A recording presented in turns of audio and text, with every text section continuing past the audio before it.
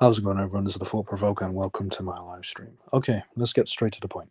So, apparently, it's considered immature to hate wage slavery, to hate working. That's immature. Let's talk about it.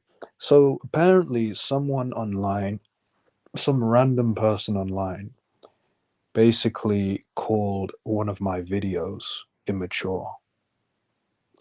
And the video that I'm referring to is the video that's titled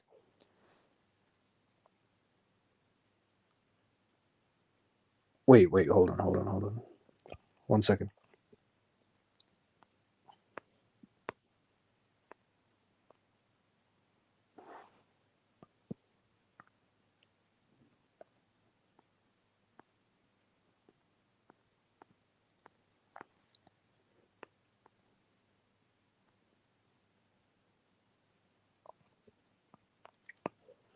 Anyway, excuse me.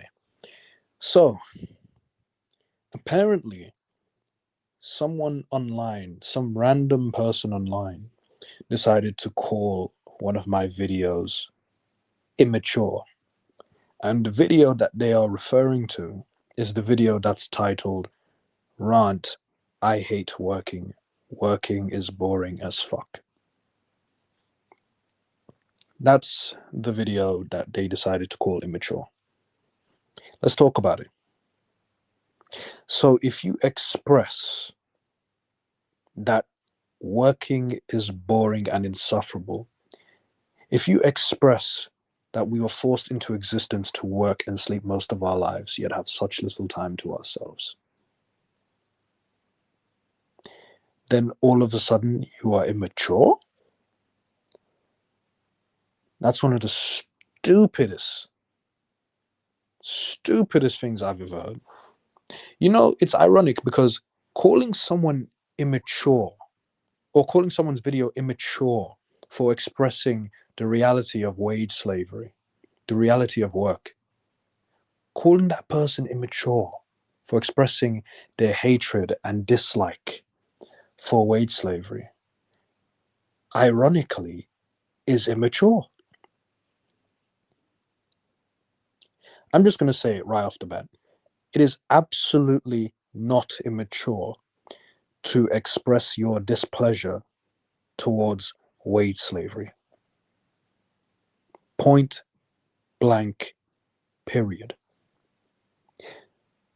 Since we're calling things immature, now that we've gotten that out the way,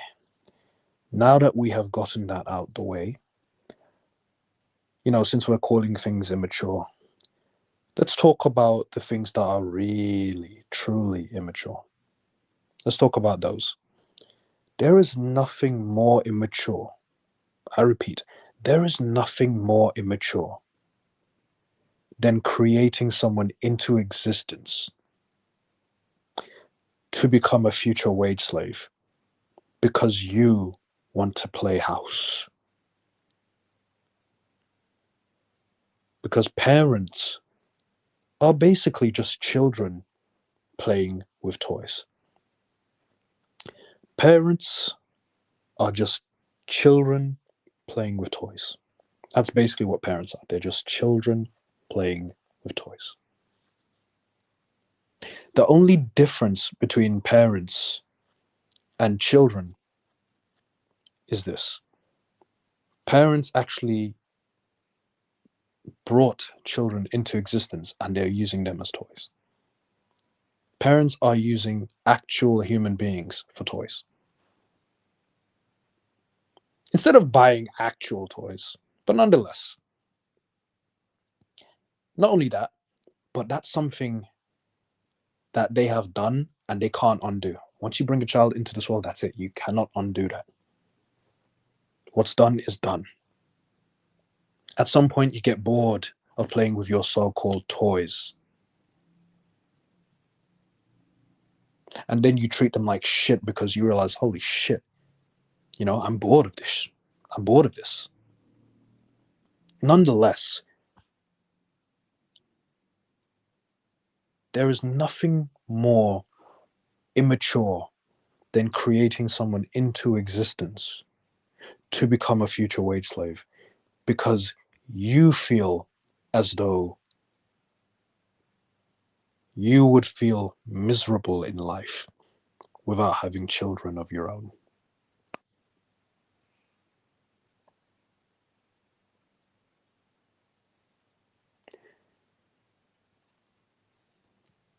You claim that life, you people claim that life is so great.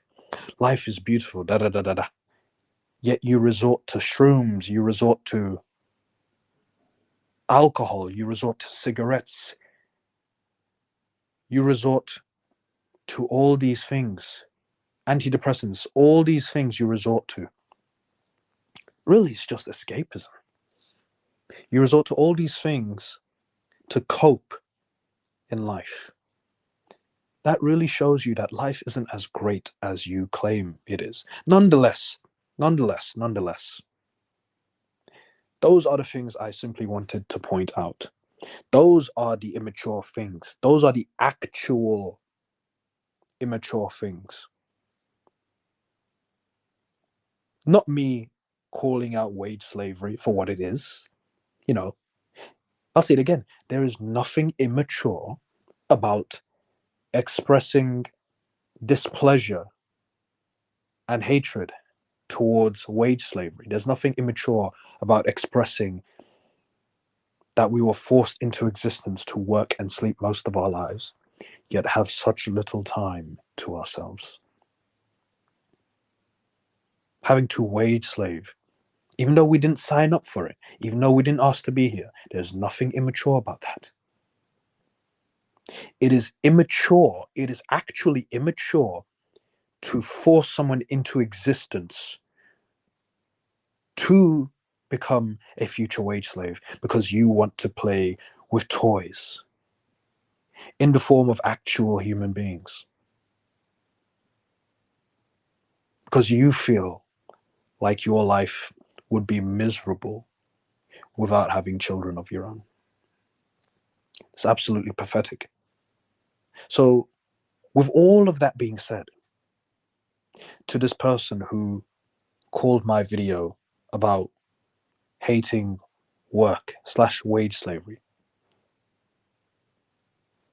think twice before you call anyone immature.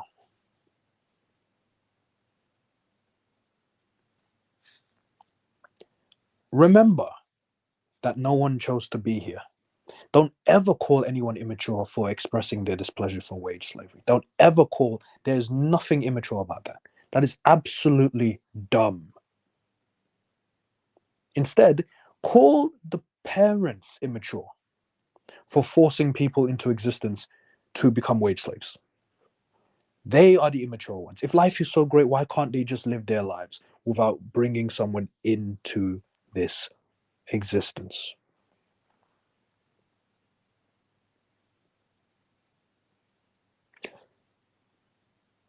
I'm provoking your thoughts. Just provoking your thoughts. If life is so great, why not just live it instead of forcing someone into this world? Something to think about.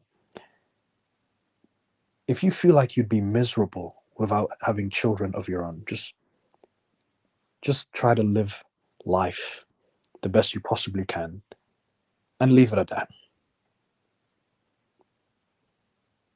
Don't bring a child into this world because what's going to happen is this. They're going to grow up and they're going to feel as though their life is going to be miserable without children of their own. And it becomes a vicious cycle.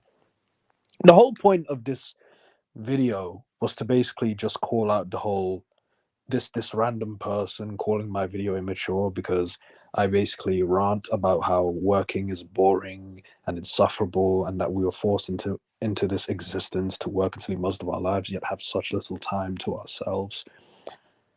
I'm just here to call out that bullshit that no, it is not immature to say that working is boring. It is not immature to say that, it's insufferable. No. None of us signed up for this. That's all I wanted to say.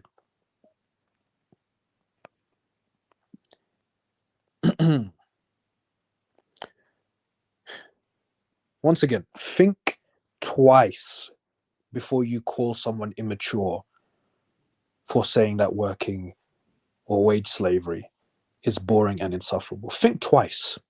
No one asked for this. So you know what? Don't force someone into this world just so that they can potentially then, become wage slaves and express their displeasure about wage slavery.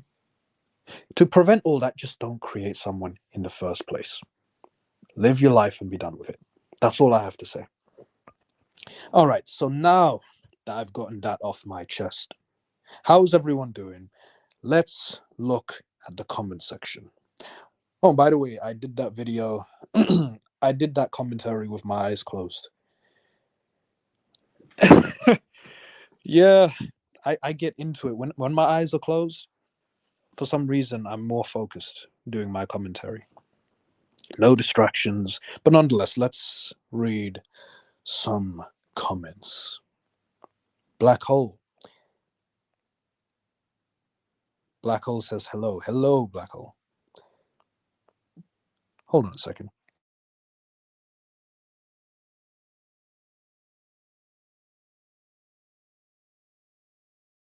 If you'll excuse me.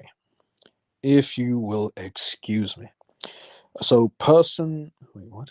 Hold on a second. It says, person who uses. I'll be honest, man. Okay. Person who uses Hutao and Kokomi in the same team. I'm going to be honest, man. I'm just going to call you Person. Anyway, Person says, hi. Hey, how's it going, man?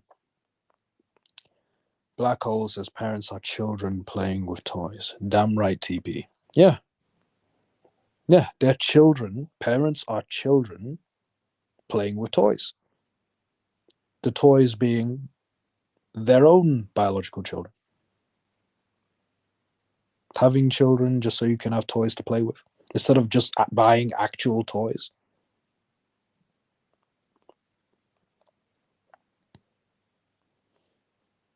If you have to resort to that, is life really as great as you claim? Shaylin says you're quote unquote immature because you ain't being a slave to this realm as the person is. Maturity equals slavery. Yeah, idiots. Absolute idiots. Mm-hmm. This is why I don't like people. They think that if you hate being a wage slave, if you hate working, if you find it to be boring and insufferable, they will try to gaslight you by either calling you lazy or immature. That's one of the dumbest takes I've ever seen. Being called immature because you despise wage slavery. Because you think work is boring and insufferable. What? Immature? If anyone is immature, it's the parents who forced people into existence to become wage slaves because they wanted toys to play with. Absolutely pathetic. Break the cycle. Anyway, Black Hole says, man, F parents. Understandable. Understandable. The lot of them. Not all of them, but a lot of them. Many, if not most of them. Anyway, Just a Max has a good point. Stimulants, sugar, sex. Yeah, those two. Yeah, well said. All these things that we do to ourselves, smoking cigarettes, taking shrooms, taking weed, taking alcohol, all of these things that we do to ourselves, taking drugs in general, just to cope in life, shows you that something is really wrong with this world. Rai Nyan Pasu says, facts. Fuck parents. Yeah, the lot of them. Fuck them. The lot of the parents. Fuck them. Many, if not most of them. Many, if not most of them. Black Hole says, I will never have kids. And shout out to you, Black Hole.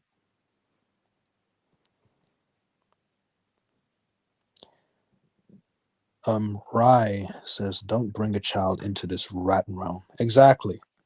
Exactly. Rye says, gang stalkers feeding off my loosh right now." I think are you who I think you are? Maybe you changed your name. I think I know who you, because I recognize your speech. So I think I know who you are. I won't reveal, but I think you are who I think you are. But anyway, Ghost Hub says, "I would only adopt." More power to you, Ghost. You're willing to adopt those who are in need of adoption instead of unnecessarily bringing someone into existence because you want to play with toys. Toys that you can't return, by the way.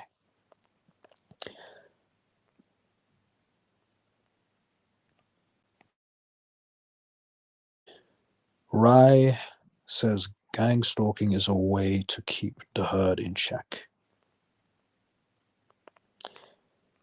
Couple of Beers 31 says, "Greetings, Mr. Thought Provoker." Greetings, Couple of Beers 31. Couple of Beers 31 says, "Work is a waste of my life." Understandable. Understandable. Yeah, that's the reality of most people. Yeah, that is our reality. That is our existence. Selling your time for money. Selling your time for money.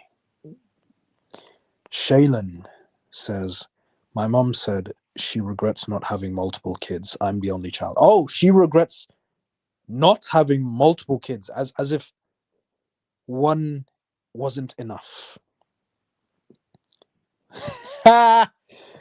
Amazing. Oh, wow. Wow. This is laughable at this point. That's laughable. Why does she regret not having multiple kids? To become, wage slaves.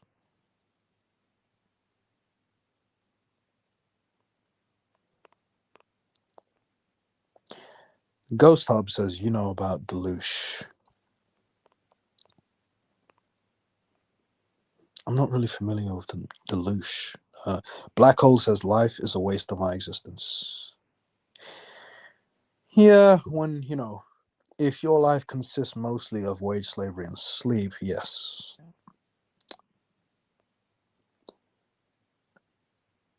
Whether people want to admit it or not, but wage slavery is one of the main reasons why people choose to not have, excuse me.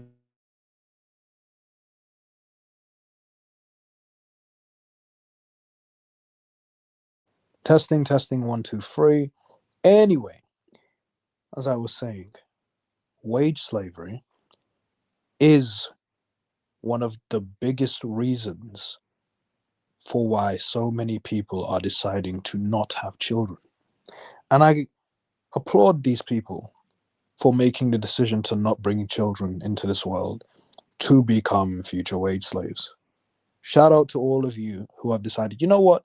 I don't want to bring a child into this world to become a future wage slave. I don't want that. It shows that you have empathy. It shows that you have consideration. This isn't about having a pat on the back.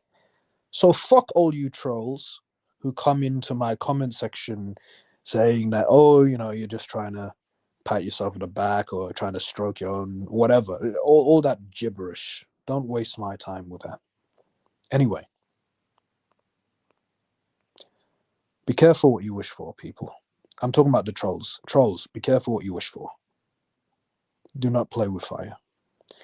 Couple of Beers 31 says, "I will never get the time back that I spend at work. Time which is, for the most part, miserable dealing with people who are not my friends or family."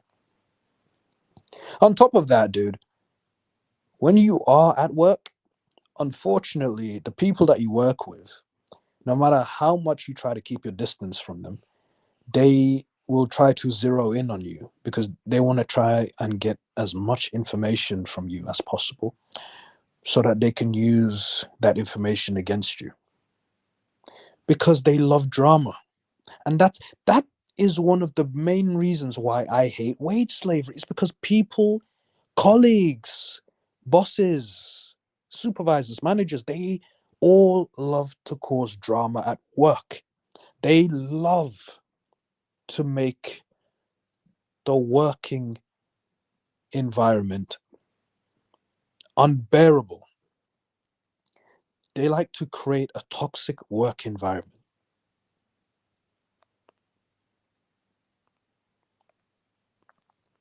People are retarded. It's retarded. It's retarded. Anyway, a couple of beers 31 says co-workers are terrible. Agreed, 1000%. How do I pronounce this? I don't know. I'm just gonna say Derrig. Derrig says I especially hate the early morning rush.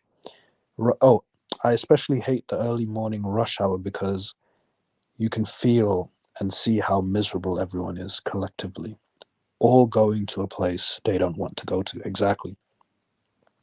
And if someone expresses that they dislike this, they will be called lazy, they'll be called immature, pathetic. It's so stupid. How can you gaslight someone for hating, doing something that it is they don't want to do? In this case, in this context, attending wage slavery. Like, what are we doing? You people, let me tell you something. Let me tell you something. You people, right, who love wage slavery, more power to you. If you love wage slavery, more power to you. But don't gaslight anybody else who doesn't love wage slavery. We can't all think like you.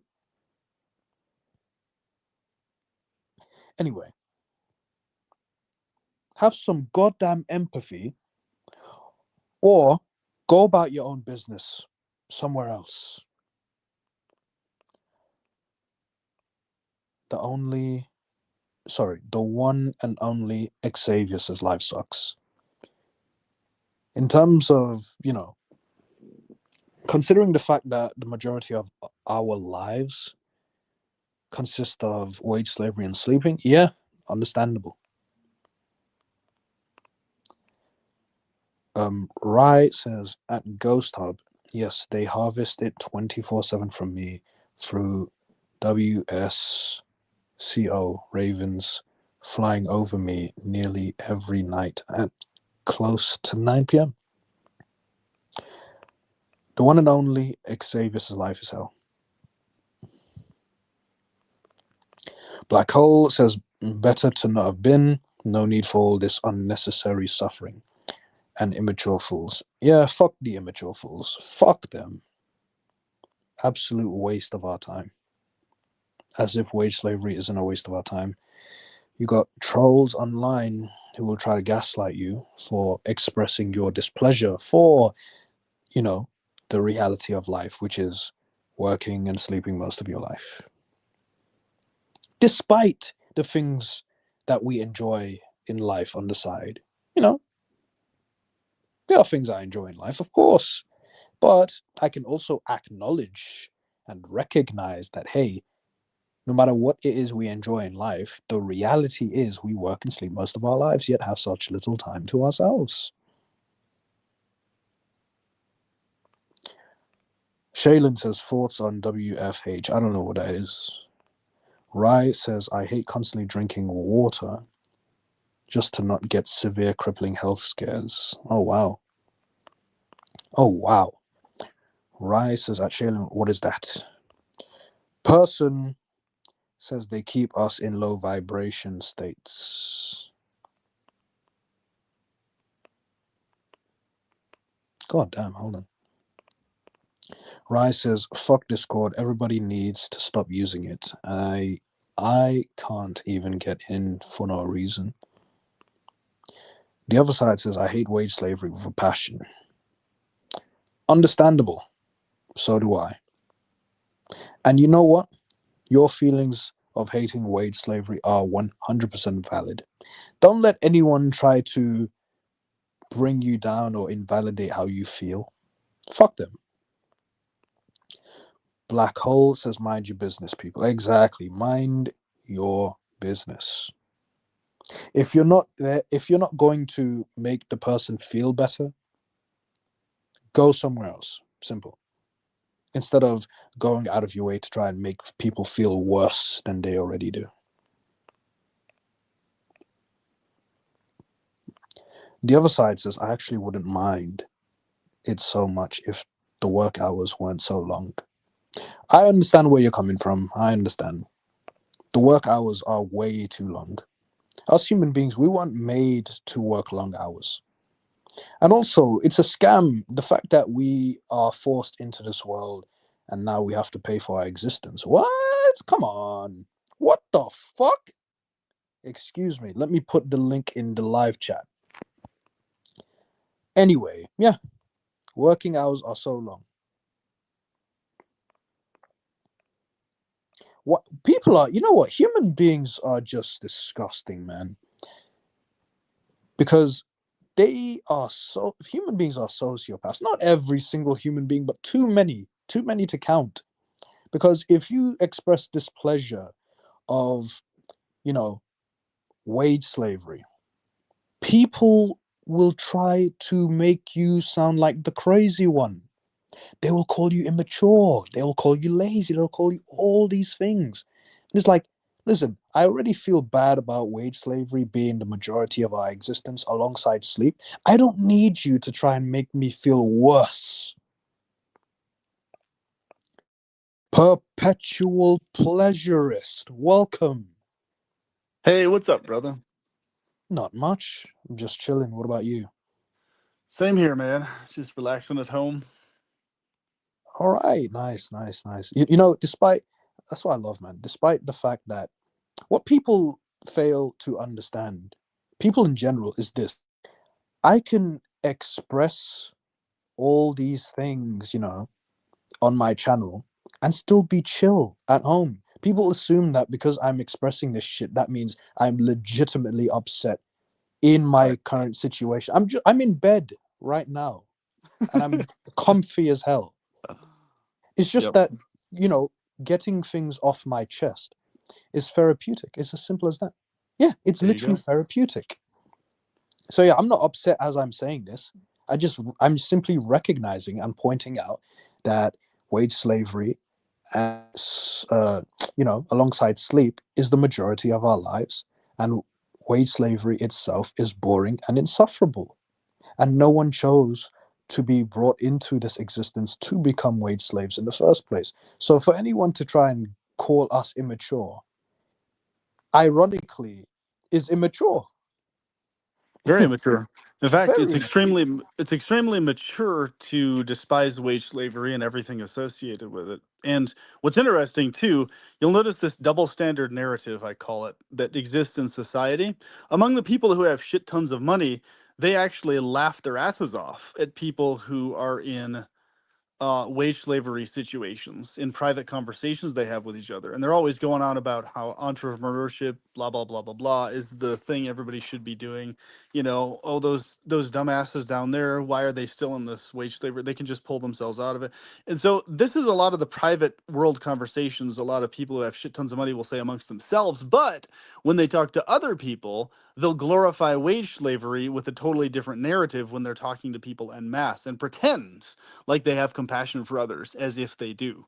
So you'll see As this a well as lot with appreciation, as well as appreciation. Oh, thank you for making me so rich. precisely, exactly. Mm-hmm. So, Yeah, yeah. in other words, this double standard narrative, it's perfect because it keeps the wage slaves squabbling amongst themselves and it keeps them engaged in wage slaving away. You know, I've Mm-hmm, told mm-hmm, people for years the best way to get on disability is to dig your heels in and be hell bent on never working a wage slave job.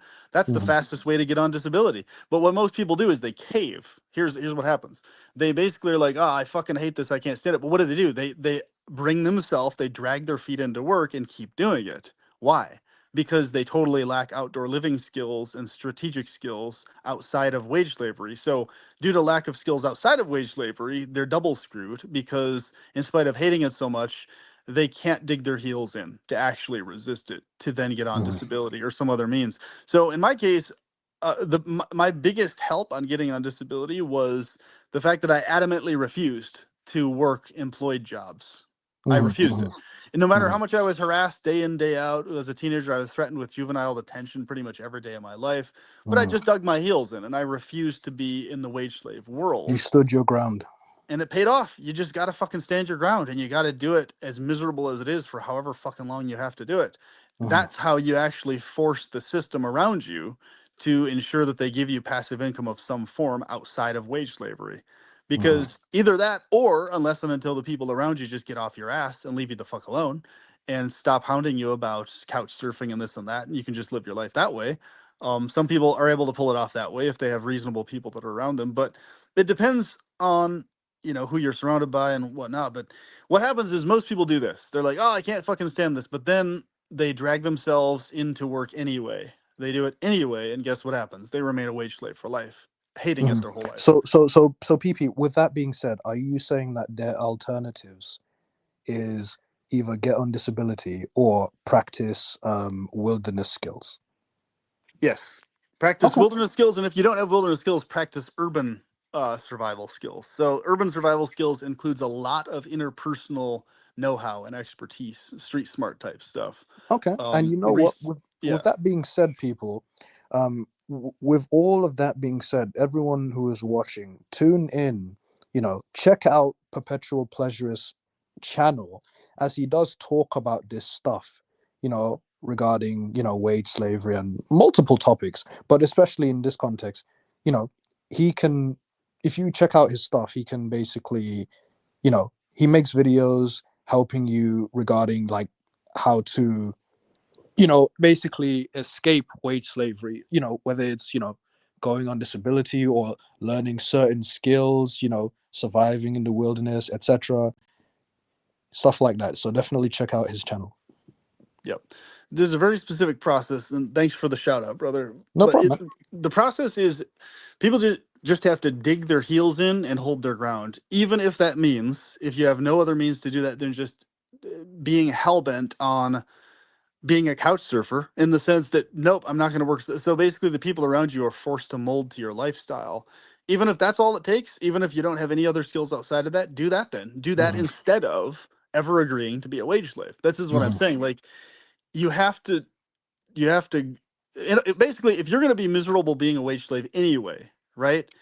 In other words, you have to hate it to the degree that you refuse to do it. Like you Hmm. can't just hate it partially or to some degree. You have to despise it so much that you're incapable of doing it. Is what you have to get yourself to Hmm. that point. And if you can't get Like yourself to that under point, you're going to no stay a wage slave. circumstances, like have the mindset, that determined mindset of under no Yes. No circumstances. circumstances. Yeah, like I'll do whatever it takes. Correct.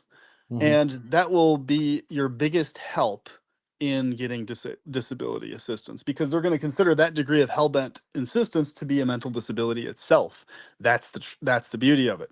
So Hmm. if you just because only people who are considered to have a mental disability would be that stubborn and who would be Hmm. that resistant to wage slavery. You see, anyone Interesting. else who is considered neurotypical or functional within that fold is eventually going to cave to wage slavery. Why? Oh, because they're not actually disabled enough. So it doesn't matter whether you consider yourself disabled or not. What you need is a basic passive income to get everybody and everything off your ass for PP, to the a fact greater or that lesser degree. I wanna address that. The fact that one is qualified, like in the sense that one is actually disabled, but because they're not disabled enough, therefore they Yes, don't get disability, is really fucked up. it's horribly fucked up. Yeah. That's Oh, you're disabled. What's that? You're disabled? Oh, but you're not yeah. disabled enough, so we won't be giving you disability money. That Like was the what? catch 22 in my situation. Even though I was hell bent and stood my ground against wage slavery, I was not Hmm. considered disabled enough to get disability. That's why I had to reapply 4 fucking times. Hmm. So you just have to dig your heels in. So basically, look at it like this: instead of being a wage slave, turn your job into being a professional couch surfer, being a professional staying in your room person, and holding your ground in that world as much as you have to for as long as you have to. Whatever you need to do, like turn that into your job. Turn your job into you being a boom. There Basically, you are. avoiding like your job, basically of avoiding wage slavery. by Yes. any means necessary. Turn avoiding wage slavery into your full-time job. Like, have that be your lifestyle, your job that you engage in. Like, avoiding wage slavery, have that be your occupation. That's what I'm Mhm, saying. You got to think mhm. outside the box with this shit. Oh yeah, no, of course, definitely, yeah, and that's what my channel's about: thinking outside the box. Exactly. Being thought provoking. Yeah, no, that's an interesting way of putting it. Well, very, very well said. So, what do you think of that? What do you think of that? I was basically doing commentary on how someone online, a random person, basically referred to my video, which was titled "Rant: I hate working. Working is boring as fuck," as immature. What are your thoughts on that? Calling my video immature for basically hating working and how wage slavery is boring and insufferable. What are your thoughts? They were most likely responding to the wording of the title and didn't even actually watch the video. That's probably the most likely the case. Well, they apparently they did, but still, they even said that the title as well as the sentiments in the video are immature, which is bullshit. How is it immature? But what are your Oh, thoughts so they're nonetheless? saying both. Okay, that's a good Yeah, clarification. yeah, both. Well, in that sense, obviously they're a person trying to justify their own wage slavery on some level, Mhm, or they're a wealthy as fuck passive income person who's disconnected from the world of wage slavery and thinks they have room to talk on it, not having any mhm, experience of it. One of the two. They're one of the two types. There's somebody trying to justify their own, or somebody who's in a cozy situation, never having to lift a finger their whole fucking life, thinking they can talk down to others and tell others how it is, basically. mhm, So, mhm. in other words, where they would consider work being making a few phone calls a week and being a little stressed, that's it. Even though they have, like, tens of thousands of fucking dollars coming in per month from whoever the fuck is giving them money. It's If like not that type million, of shit. yeah, yeah, yeah. If not millions, right? So, Pathetic. And I was just saying how during that commentary, I was saying how one, it's not immature, and for another, I was also calling out what actually is immature. So what is immature is forcing someone into existence to become a future wage slave because you want to play house. yep, exactly. Yeah, yeah, That's it. You yeah. want to Forcing play someone house? into this world to become a future wage slave because you feel as though your life would be miserable without having toys to play with in the form of actual human children. Yes. And That is crazy. they're gonna try and educate somebody else on immaturity or maturity. Yeah. Pathetic. Right. It's like these people don't understand that boredom is a thing. Boredom exists. And let's say if they do know that boredom exists, it's like they don't understand how serious boredom is. Boredom is very serious, and that's the problem, people. Have you noticed that people don't take boredom seriously? They just shrug it off like it's not a big deal. They don't at all. And here's the thing that's backwards. When I was a young kid, I was more mature than my adult Say grown that parents again. When you were because what? when I was a kid, I was more mature than they were about these subject matters because I realized back then that wage slavery was a hell pit of pointless poison, even as a kid. And I was like, wait a minute. I noticed the slave system that it was. So maturity is totally independent of age per topic. So you could be Yes. more mature about a topic as a kid than any adult around you if you see further into the topic than they do. It depends Mhm, on the topic. So yeah, they mhm, might be more mature in terms of, like, okay, dealing with car bullshit or lawnmowers or whatever the fuck it is. But you're as a kid, you can be more mature than they are in other topics that you don't necessarily have as much, or I should say that you basically just can see further into without needing to have the mhm, firsthand experience of. So maturity here, this delusion, someone's a very dumbass, low or average IQ person only if they basically chalk maturity up to life experience. That's bullshit. That's mhm. only one small area of maturity. In other words, they think life experience in general equals more maturity overall. That's Which is absolutely not true stupid as whatsoever. hell. It's not even true because you have plenty of young kids who have way more experience into things without having the Dude, firsthand there are experience. many children who are way more mature than their own parents. Correct. You're one example, and Thank you. I am one example. Hmm. So there we go. And there's There you plenty of go. more examples we know of that we can by name list. And in fact, I've run into this. Usually the biggest issue is when a person has a very difficult childhood growing up, but they themselves are a kind-hearted, caring person. It's because almost in every single case they are more mature than their parents, and what's really going on is their parents are actually jealous of them subconsciously, and that's Hmm. what's actually defining their life story as they're growing up, basically. So How sad must you be to be jealous of an individual that you yourself created. Yes, it's That's so pathetic. It's sick, weird when you think about it, PP. but it's very common, especially mothers to daughters. Super common. Oh yeah, that's one hell of an abusive dynamic. You created someone and you're jealous of that person that you created. What? Yep. It's a big problem, especially within the female world. What happens most commonly is mothers, they'll constantly hound and nitpick their daughters about their looks, appearance, and everything else, even if they're a fat slob. Even if the mom is a fat slob and looks like shit herself, she'll be hounding her daughter, even if her daughter looks 10 times better than she does. And guess what happens? Most females put a ton of emotional weight into what their mothers Pun say to intended? them growing up. And yes, exactly, pun very much intended. Good one. Hmm. Uh, and that's what happens. So that's actually the major cause of most female trauma, in terms of the common trauma that female have across the board, mostly from their mothers in most cases, or some female Hmm. relative, an aunt or whoever the fuck it is. Growing up, they put so much weight into what they say, even if they know what they're being told isn't true and is bullshit, they'll put emotional weight into it. So they'll feel insecure, even if they look amazing and are in shape and everything else. They'll constantly feel fucking insecure their whole life in the background because they grew up nitpicked all the fucking time. You have Hmm. too much weight, you need this, blah, blah, blah. It doesn't matter who the lady was telling them this. It could be the nastiest fucking aunt or mom on the planet, but it ingrains into their brain and it eats at them, even if they Hmm. know it's not true, right? Hmm. Hmm. And in the world of guys, it tends to be a little different because we usually don't run into that in Hmm. most cases. Some guys do, but it's usually what we run into as guys is, you know, you're a guy, man up, deal with it, face it, whatever the fuck gets thrown at you, no matter Oh how yeah. bullshit you're, just basically grin and bear it and take it up the ass from life is what guys are taught. We as men were treated like robots, Yeah, basically. and we're taught that that's somehow masculine. What? Taking it up the ass from life is masculine? Come on, man. That's bullshit. That's the There's most no perpetual pathetic pleasure in fucking that. thing. Nah, dude. There ain't none of Nah. that. No way Yeah, there. screw that. Well said. Let me read some comments and just to catch up. Let's see. So the other side says I hate wage slavery with passion. Facts. Uh, Black Hole says mind your business, people. Exactly, mind your business. If someone hates wage slavery, they express their displeasure about it, and they already feel down about it. And if you feel like trying to make them feel worse, don't do that. Either try to make them feel better or go away, go somewhere else with that negative BS. As in, like the people trying to make you feel bad for hating wage slavery, trying to make you feel worse. Like, fuck off somewhere else. Anyway,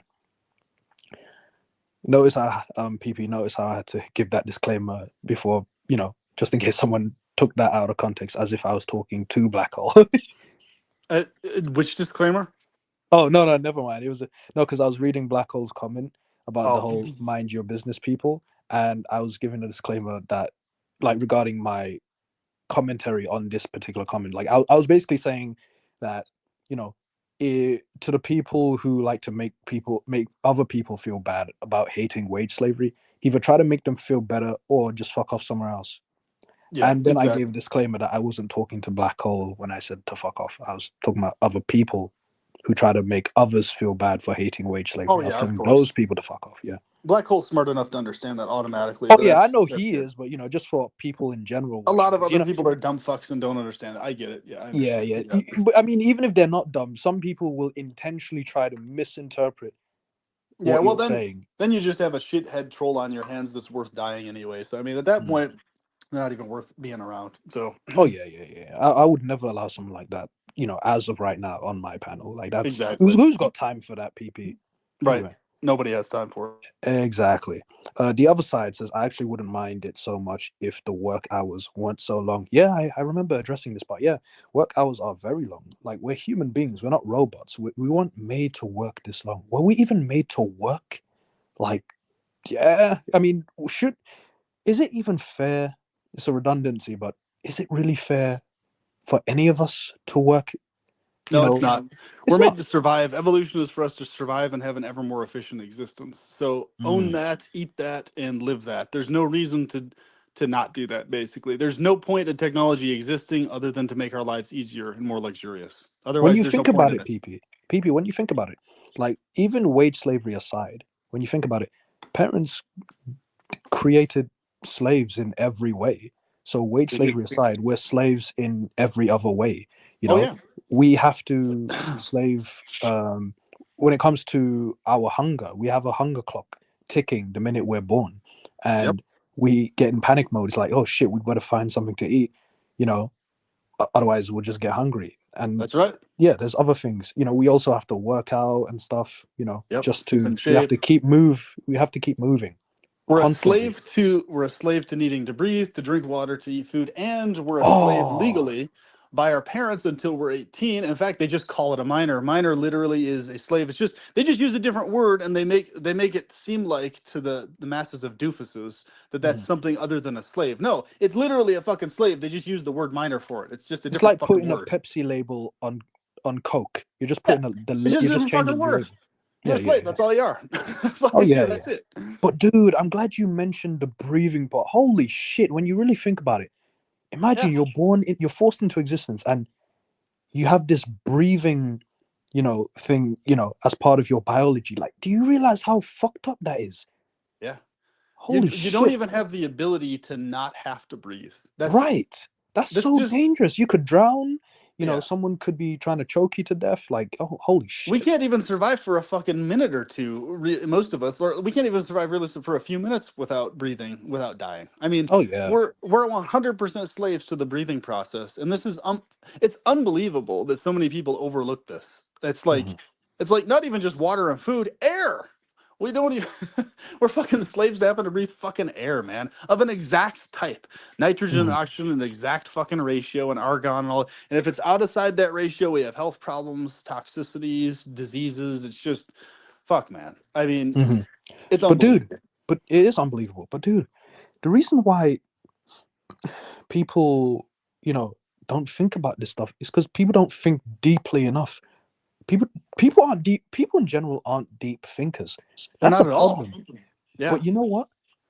I think you know a partial reason as to why that is because people are so occupied by wage slavery that they don't even have the time to be deep thinkers. What are your thoughts on that? Well, that's true, but here's the thing. A lot more than that is they reconvince themselves why they have to remain under the domination of wage slavery. This is actually far more common than people situationally actually being trapped within the wage slavery system. So in other Mhm. words, people convincing themselves that they have to be within the wage slave system and have no other option is the main reason they stay within the wage slave system. I don't know how many times I've had conversations with relatives of mine, friends, all sorts of other people, and it often devolves into some version of, oh, but I have no choice in the matter. I have to, it's like, you do fucking have a choice. Just stay at home, stay on the fucking couch. If it gets to the point of, if you're a teenager being thrown into juvie, then just accept being thrown into fucking juvie then. If it gets to the point of Mhm. the police being called on you for being a couch surfer, have the fucking police called on you then. Like, for fuck's sake, do what you need to do to stand your fucking ground, man. Like, it's just, and that's when that happens, then you can expose, hey, look at this. I'm literally being criminalized, literally, for just not being a wage slave. Look how insane this is. And you can just Mhm. demonstrate that to everybody around you how psychotic that is. And then what Mhm. happens is everybody gradually realizes, whether they admit or not, how crazy that is. And what you'll get, at least at the end of the day, of that is some form of assistance in some way, shape, or form, whether financial assistance, housing assistance, mental institution.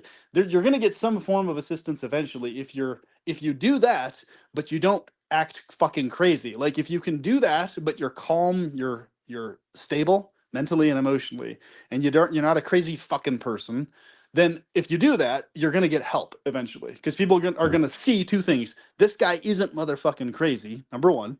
And Mhm. everybody's gonna see that. This guy's sane and level-headed and sound as fuck, and he's a calm dude. So let's help him out. And the second thing they're gonna recognize is, yeah, it is fucking insane that we're trying to force this guy or gal into a wage slave situation. They don't deserve that. They're smarter than that. They're better than that. So let's just leave them the fuck alone. Let's help them and leave them alone. Mhm. And that's what Mhm. happens. But what happens is people convince themselves, oh no, I have to do it. I have to do it. It's like, no, you motherfucking don't have to do it. You just keep convincing yourself you have to do it because you decide to keep doing it instead of demanding and insisting to do the opposite. That's much more common. And So in other words, going with the mindset of by any means necessary in the literal, by Utmost. any motherfucking means necessary. Yeah, if you really Obviously, emphasize within that, people will understand. yes, Okay, in the literal utmost in the sense, by literal utmost sense. means Even any if you means get necessary. criminalized for it, Mm, because if literally what you all you're doing is this, and what I'm talking about is doing it in a way that is 100% legal within the law, because you have the legal right to refuse to be a wage slave. Like, mhm, no mhm, one can legally force you into a job anywhere, right? You can end up homeless, sure, that can happen, but nobody can force you into being a wage slave. So if you just decide to stand your ground and not be a wage slave, you have legal protections in doing so. Yeah, you mhm. might be criminalized for all this other bullshit law crap. They might throw all this shit at you, but eventually what's going to happen is, if you just don't do the crazy shit, like, here's the problem a lot of You people got to run be into. smart about it, basically. Yeah, don't just be a fucking idiot about it. Like, Yeah, yeah, yeah. don't do some, like, like, here's a lot of a great example is, like, a lot of people are like, schizophrenic spectrum or bipolar spectrum. So they do this flip out shit, right? Instead of like remaining calm and firm and level headed behaviorally, they Mhm, do this freak out shit that everybody then thinks they're fucking crazy, right? And so when they do that freak out shit, then they get thrown in mental institutions, all this other type of stuff, instead of remaining firm and stable in their mhm, behavior, just mhm, refusing to do the bullshit, right? mhm. So You'll be able it's to like, plan properly if you're calm in the yes, state of mind. Yeah. exactly. And Mhm, so if you just fucking do that long enough, things will eventually work out at least somewhat more in your favor. But here's mhm, how I look at it. Fucking, if you hate wage slavery as much as I do, I would rather be in any motherfucking situation than a wage slave situation. mhm. Oh Any, yeah, any. here's another idea. Also, guys, remember you can also do YouTube as well and make money. There you go. There you go. If Yeah, you yeah, can, yeah. You can just do YouTube in your home, and yeah, there's that yep. too. That's one way. And if that doesn't work, whatever. I mean, there's so many situations that happen, but honestly, I'm of the opinion that someone's actually better off in a prison cell due to some dumbass accusation, or in juvenile detention more so than being a wage slave. If you basically have to choose between the two, looking back on my life, I'd be like, you know what? I should have just fucking dug my heels in and not even went to fucking school. Because, see, that was the mistake I think I made. I kept going to fucking school because I was always threatened with juvenile detention if I didn't fucking go to school, right? So I did that part of it, but once I grew up and was 18, I stopped doing that. I was like, I'm not going to do the wage slave version of this shit. I did the Mhm, school version, but I recommend all teenagers don't even fucking do that. Just refuse to fucking go to school. Also, don't do it. Just accept mhm. if juvenile detention is what you get thrown into, accept that over fucking wage Is slavery, that right? different from juvenile jail or? It's very similar. I think it's almost the same. I don't know the exact specifics, but point being is that any situation is better than fucking wage slavery, in my Mhm, opinion. mhm, mhm. In No, my no, fair opinion. enough, fair enough, fair enough. Like Oh, you despise I wage slavery fucking to the despise it so much. absolute passion. Oh yeah, absolute passion. Yeah, Understandable, understandable. Me, hopefully, my YouTube channel really kicks off like to the point where I have so many subscribers so that I don't have to wage slave. Even though exactly. technically, on a hyper technical sense, I would still be a wage slave doing YouTube. Yep, I'd be a that's right. slave to my audience. Well, the It's slavery no part. matter you're a slave, like no matter what, if you're an entrepreneur, anything, Yeah. Apple is a slave. So in the hyper-technical sense, yes, everybody is a slave. The only distinction is if you're doing something that you actually really enjoy and you feel really happy and satisfied doing it, and you're able to do it without some other person saying you must do it or else, then that's the ideal situation every human should be in. And God damn it, here's the fucking thing. I always go on about this fucking edible landscape shit. The reason I do that is because that's the reason that hasn't happened is because we live in a world where people, almost everyone everywhere, including most of the people that complain about wage slavery, they're all mutually together refusing to actually implement any of the actual solutions, even in their own personal lives in most cases. And it starts with being a good quality communicator. So if a person does that, if you do that first part, you become a good quality communicator, you train yourself in that, and then you expand out from there. You start developing skills and all these other types of things.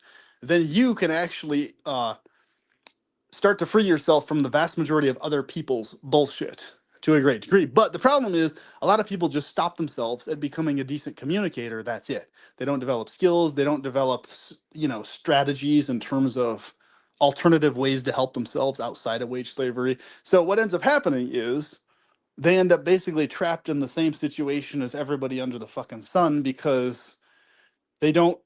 they don't expand their knowledge base or skill set wide enough, right? You know So what you should do, dude? You know what?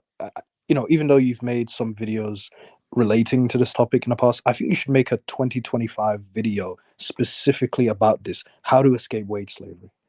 I think I will. Yeah, I think I actually will. Yeah, yeah, yeah, yeah. No pressure, but just I think it would be great. Yeah, but I mean, the psychology that we live in this world. It's interesting how this obsessiveness people have towards all sorts of versions of wage slavery and shit like this. And like one of the commenters said here, if everybody was an entrepreneur, the entire planet, the entire world would come to a halt. Here's the thing. Let me have a look. Let me have a look. Where is this? If I'll find it. Yeah. But here's the thing, though. If everyone was an entrepreneur of the right type and in the right way, things wouldn't come to a halt. In other words, if everybody was just a lazy ass entrepreneur, yeah, then things would come to a halt. But if you're an entrepreneur that's actively doing a ton of shit for the world and others on a regular fucking basis, Who things would made the keep going. comment? Like, I'm trying to find the comment. It's a good comment, and the point is understood very clearly. But the thing is, this is precisely why and where the edible landscape meritocracy system would fix that, even that issue. Because, Mhm. in other words, you wouldn't it wouldn't even require everybody to have to be an entrepreneur because everybody would have the baseline necessities covered for sure in an edible landscape meritocracy. You wouldn't just have the food covered; you'd also have bedding and housing and all this basic stuff Oh, covered as are you well. referring to universal basic income? That is a version of how it could go, but there's other ways aside from even that that it could go Okay. also that would still work without it need being necessary. But the problem is this: we live in a world where it's run intentionally the exact opposite of an edible landscape meritocracy. It's run on the principle of stomp on others, get to the highest ground, and enjoy it. That's the model that we live in this world. It's not a model of get to your position based on and driven by how much you do for others to help them in tangible ways, how much knowledge you spread that's useful to free people from stuff from torment and stuff like this.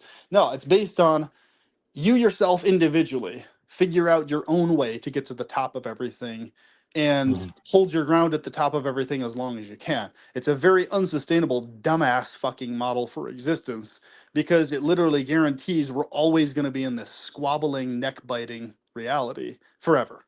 Let me And it's ask you just, this. Let me ask you this, yeah. PP. Do you think, despite the ways that we mentioned, like getting on disability, etc., etc., that aside, do you think that the system is rigged? Oh, absolutely, it's rigged. You can pinpoint Hmm. exactly where it's rigged. Oh yeah, like for example, thinking that you have to go to uni, in order to get a better job, but you come out of uni, you're in debt, and you still don't have a job, and someone else who has experience in that job, gets the job instead of you. Yeah. College is the biggest scam on the fucking planet among many others. I Scam mean, is the word. and it's amazing how people don't even recognize how much of a scam it is. Not to mention the fact that within college itself, they force you to do all this totally pointless math that you'll never use on the job you're going to do anyway. So every person I've talked to, they've all been stressed out up the fucking wazoo with this math shit that they're thrown at that has nothing to do with the area of employment or what they're specializing in at all. They never use the shit ever for the rest of their fucking life, calculus or whatever the fuck it is. But they're bombarded with it as part of the scam system that college is to suck a shit ton of money from people, to waste their time, to stress them the fuck out. And that's it. That's what it's designed for. It's a business to suck your money away. And only a small little handful are going to be able to put it to use getting jobs anyway, for fuck's sake. So Mhm. the thing is, it's so obviously a scam. And even when people realize it's a scam, they do the same thing with that they do with the wage slavery shit. They're like, oh, even though I know it's a scam and it's like this, let me just fucking cave to it and be like, ah, oh, I have to do it because others say I have to do it, even though I hate it. It's like you obviously don't hate it enough if you're allowing yourself to do it. Like there's a difference between hating kind of something, being annoyed with something, and despising it with every ounce of your being. Like there's a difference. If you despise something with every ounce of your being, you ain't never gonna fucking do it. It doesn't Yeah, matter. yeah, yeah. By Like any means necessary. by any means, you're never gonna fucking doesn't matter. Like Mhm. the world could fucking collapse around you. Everybody could die around you. Your kids could die. Everybody could fucking die and fall apart. Everything falls apart around you. Everybody hates you. If you hate something enough, you're gonna let all that shit happen on the principle of not doing the fucking thing.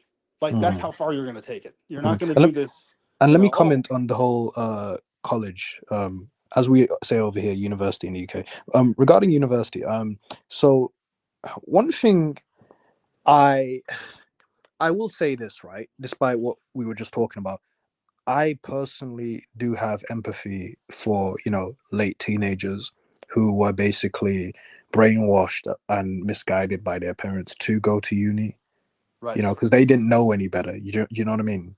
Yeah. Like I all mean, they know, like in term, it's about guidance, and some right. parents they misguide their children. Well, in that case, the kid will learn pretty fast that once they get there, hey, this whole fucking thing is bullshit. It's a scam. I'm going to stop doing this now. Oh, I You know, dropped and then out, that's the man. end of it. Within my first year, I dropped out. Yeah, and here's the thing I noticed.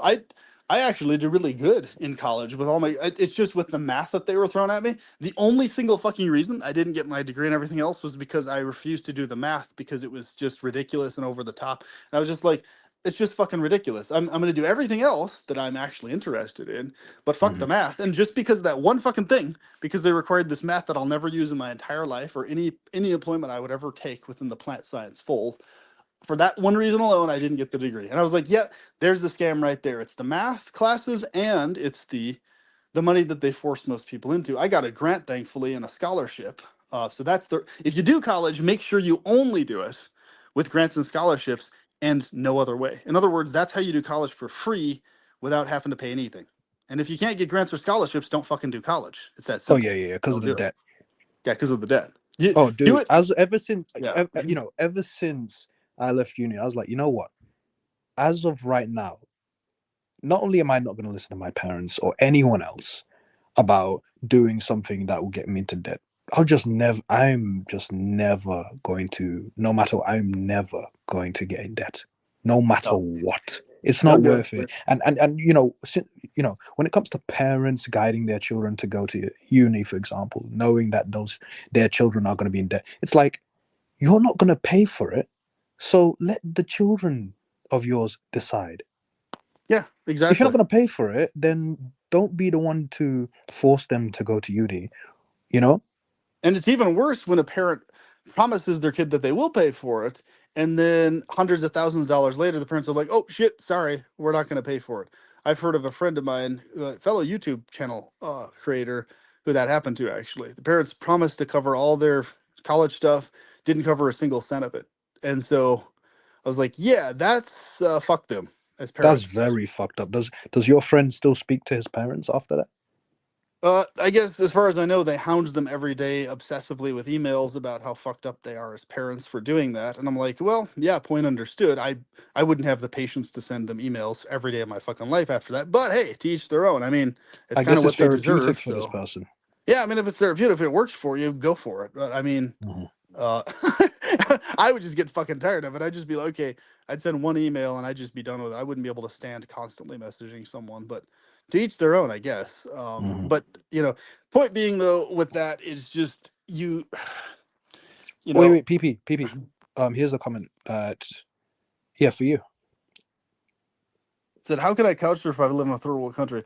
Well, like I said, if you can't couch surf, then do the semi-homeless, semi-voluntary homeless thing, where basically you're you're technically homeless, not even couch surfing, and you're just navigating life that way. I mean, yes, it's a hard as fuck life, but I mean, if wage slavery is going to be hard as fuck anyway and miserable anyway, why not just be miserable and have hardship outside of wage slavery? You see what I mean? Like, if it's going to be hard anyway and miserable anyway with wage slavery, why not just be live a hard miserable life outside of wage slavery to where at least you don't have the 9 to 5 grinding over your head, right? Nor do you have to, work with toxic colleagues and Exactly. supervisors. There you Yeah, go. So there's basically, not. you just have to determine which is worse in your particular situation. Yeah, pick your Is wage poison. slavery worse? Yeah, pick your poison. Or is living homeless worse? In all the cases I've seen, like especially in my city, uh, the vast majority of people who are homeless, they opt for homelessness over and above wage slavery any day of the week, in spite Mhm. of all the challenges with homelessness and everything else. Because if you're actually homeless, you can actually get more assistance and help, at least in the United States. I can't speak for other countries. I don't know how they work in that regards, but at least in the U.S., you actually get more help if you're actually homeless than Mhm. you do if you're not homeless and a wage slave. It's a Wait, wait, weird wait. So in the US, catch you get 22. more help if you're homeless. Yes, you get more help if you're actually listed as homeless. In fact, you'll get $200 worth of food stamps via the health and welfare department if you go in there and be like, "Hey, I'm homeless. Okay, here you go. Here's 200 bucks a month for food." There you go. Just being Mm. homeless, you'll get 200 bucks a month for food versus being a wage slave. What Where else do once they you give you, or is that it? Just the $200 As worth far of as I food know, with stamps? them, that's all they give you if you're homeless. But hey, at least they cover all your food and shit. So Oh there you yeah, go. yeah. Fair play, fair play. And hopefully, if you're a master at surviving outside, you can build your own house. But then again, they'll say that it's illegal or something. I don't know. Yeah, exactly. So basically, there you go. You've got That's fucked up, PP, isn't it? It is. It's so backwards. I mean, yeah, it's nice that homeless people are helped, but they should also be helping people who are wage slaves with that. Also, that's the that's the fucked up part. It's like they shouldn't. So here's this dumbass thing with the income threshold too. Like for example, my girlfriend, there's this cusp of income, right? So now with her new job, she's literally just barely past that cusp of income where now she no longer qualifies for medical assistance, no longer qualifies for Medicaid, and no longer qualifies for all the stuff she qualified for by like barely making like $50 to $100 less, like just that little teeny amount of extra money, and now she's disqualified from fucking everything. So it's like it's fucking disgusting What was because she disqualified for again? she was disqualified from Medicaid, which is the thing that covers all your medical bills. And then the US medical bills are a bitch. They're in the tens of thousands, hundreds of thousands of fucking dollars. Nobody can ever fucking pay the damn things unless you're a fucking Wow, millionaire. And so basically, if you're not on Medicaid, you're fucked. You have one injury, one single issue going on, you're fucked, man. And that's insane.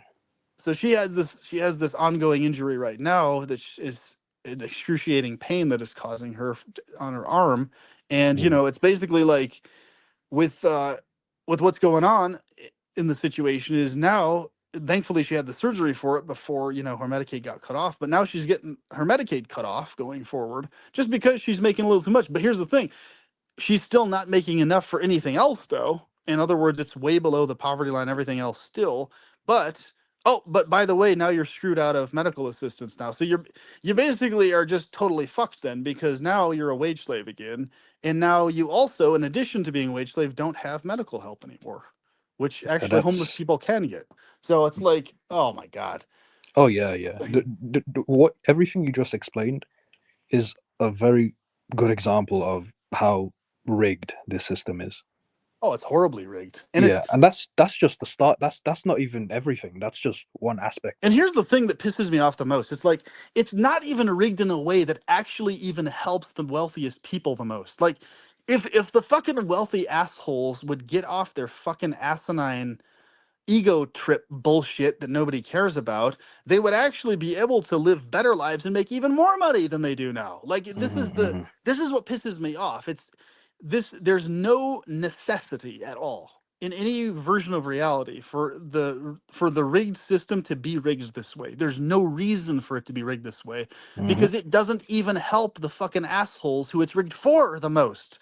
So it's hmm, like it doesn't even serve that purpose, for fuck's sake. The whole fucking thing's pointless hmm, is the thing that pisses me off the most. It's like, at least if there's a system that's going to be rigged, at least have it actually benefit more to a maximum the people who are at the top, because then it would actually trickle down more to the people at the bottom, at least to some hmm, degree, right? You'd at least hmm, have a trickle down effect of everybody having at least, more money than they do, at least more housing, at least more food. It just, like this is what I'm trying to get at. With a lot of people think it's rigged right now in max benefit for the wealthy. It's actually not. If it was rigged more for the wealthy's benefit, they would automatically have to trickle it down to benefit all of us more. If it actually was rigged for their max benefit.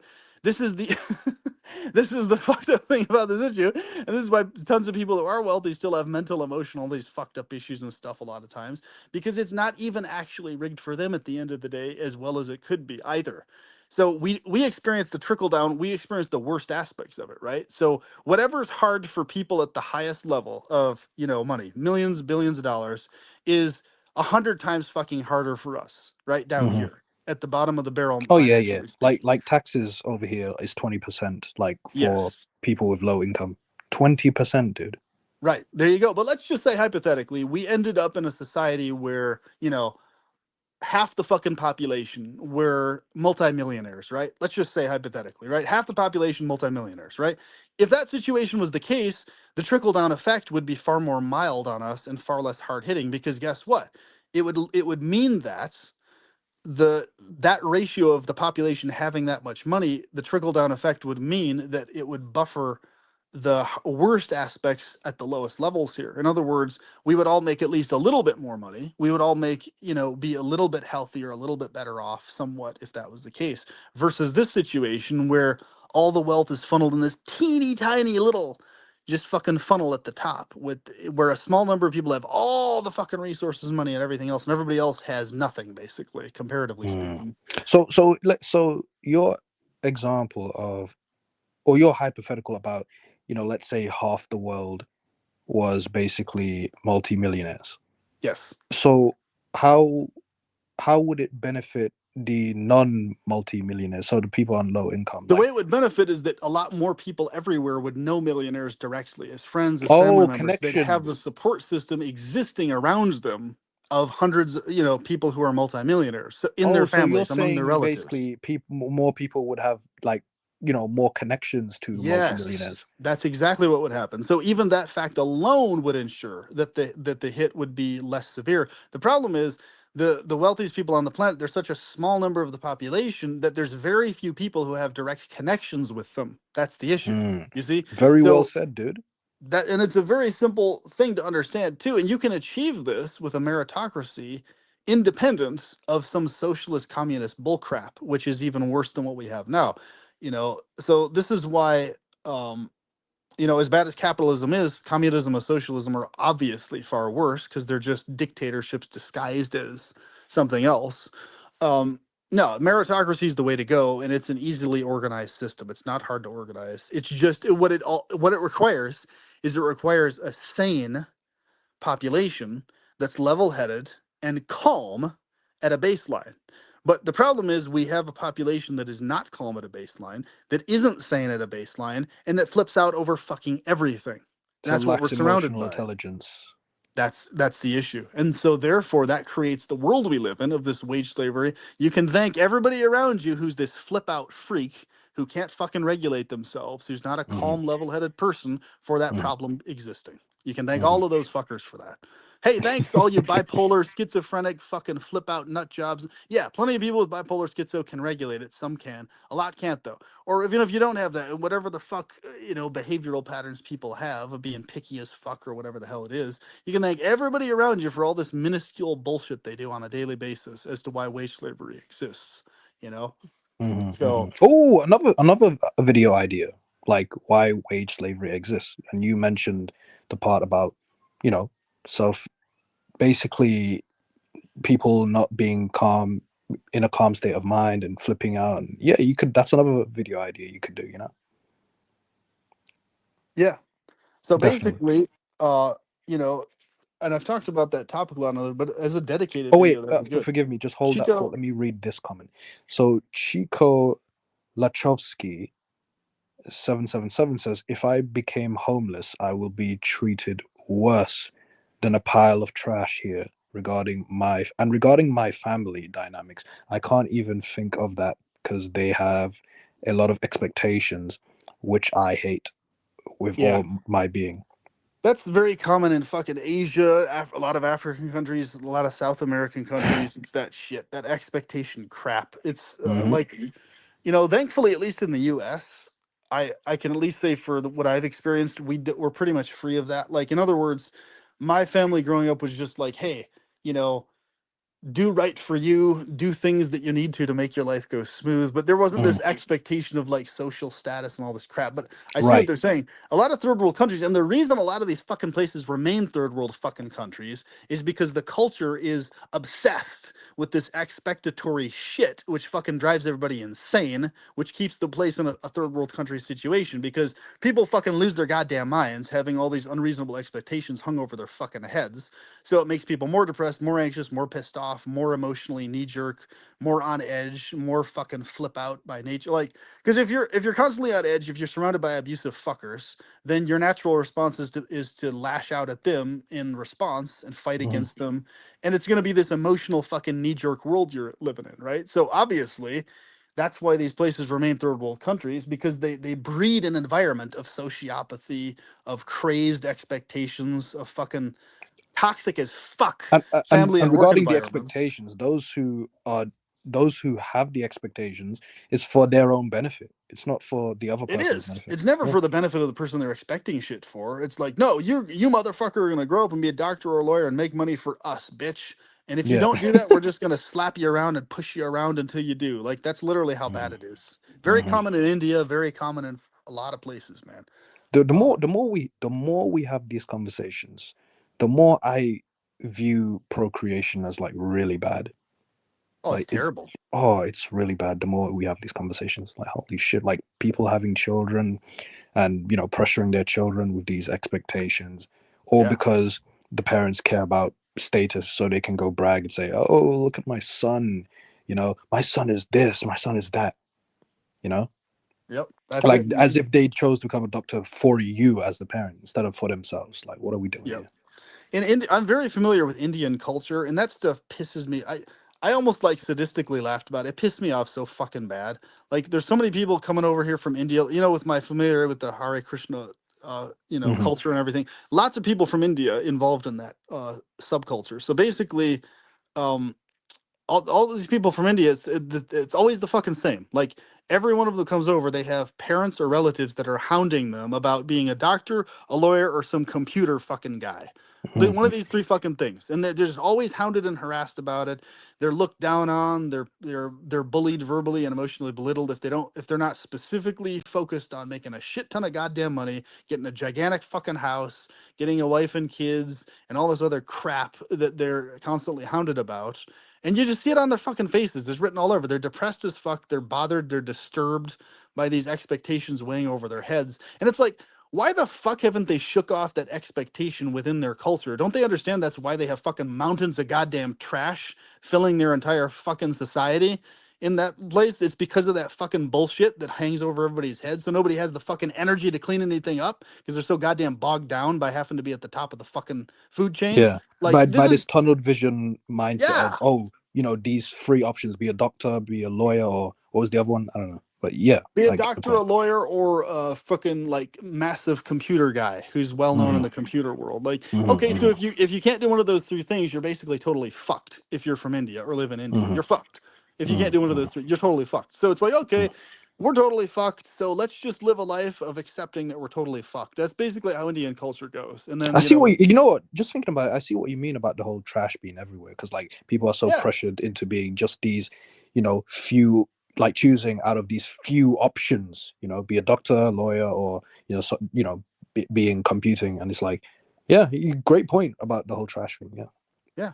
So in other words, they're all taught and trained to fixate so much on their own achievements and shit that they have this total tunnel vision to fucking civic sense in terms of, hey, let's clean shit up for each other, motherfuckers, and let's actually help each other, not trash every fucking thing together.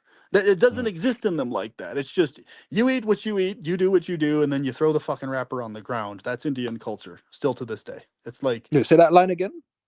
you do what you do, you eat what you're going to eat, and you throw your fucking wrapper on the ground at the end of it. That's Indian culture. That's why they have literal mountains of trash everywhere that catch on Mm, fire.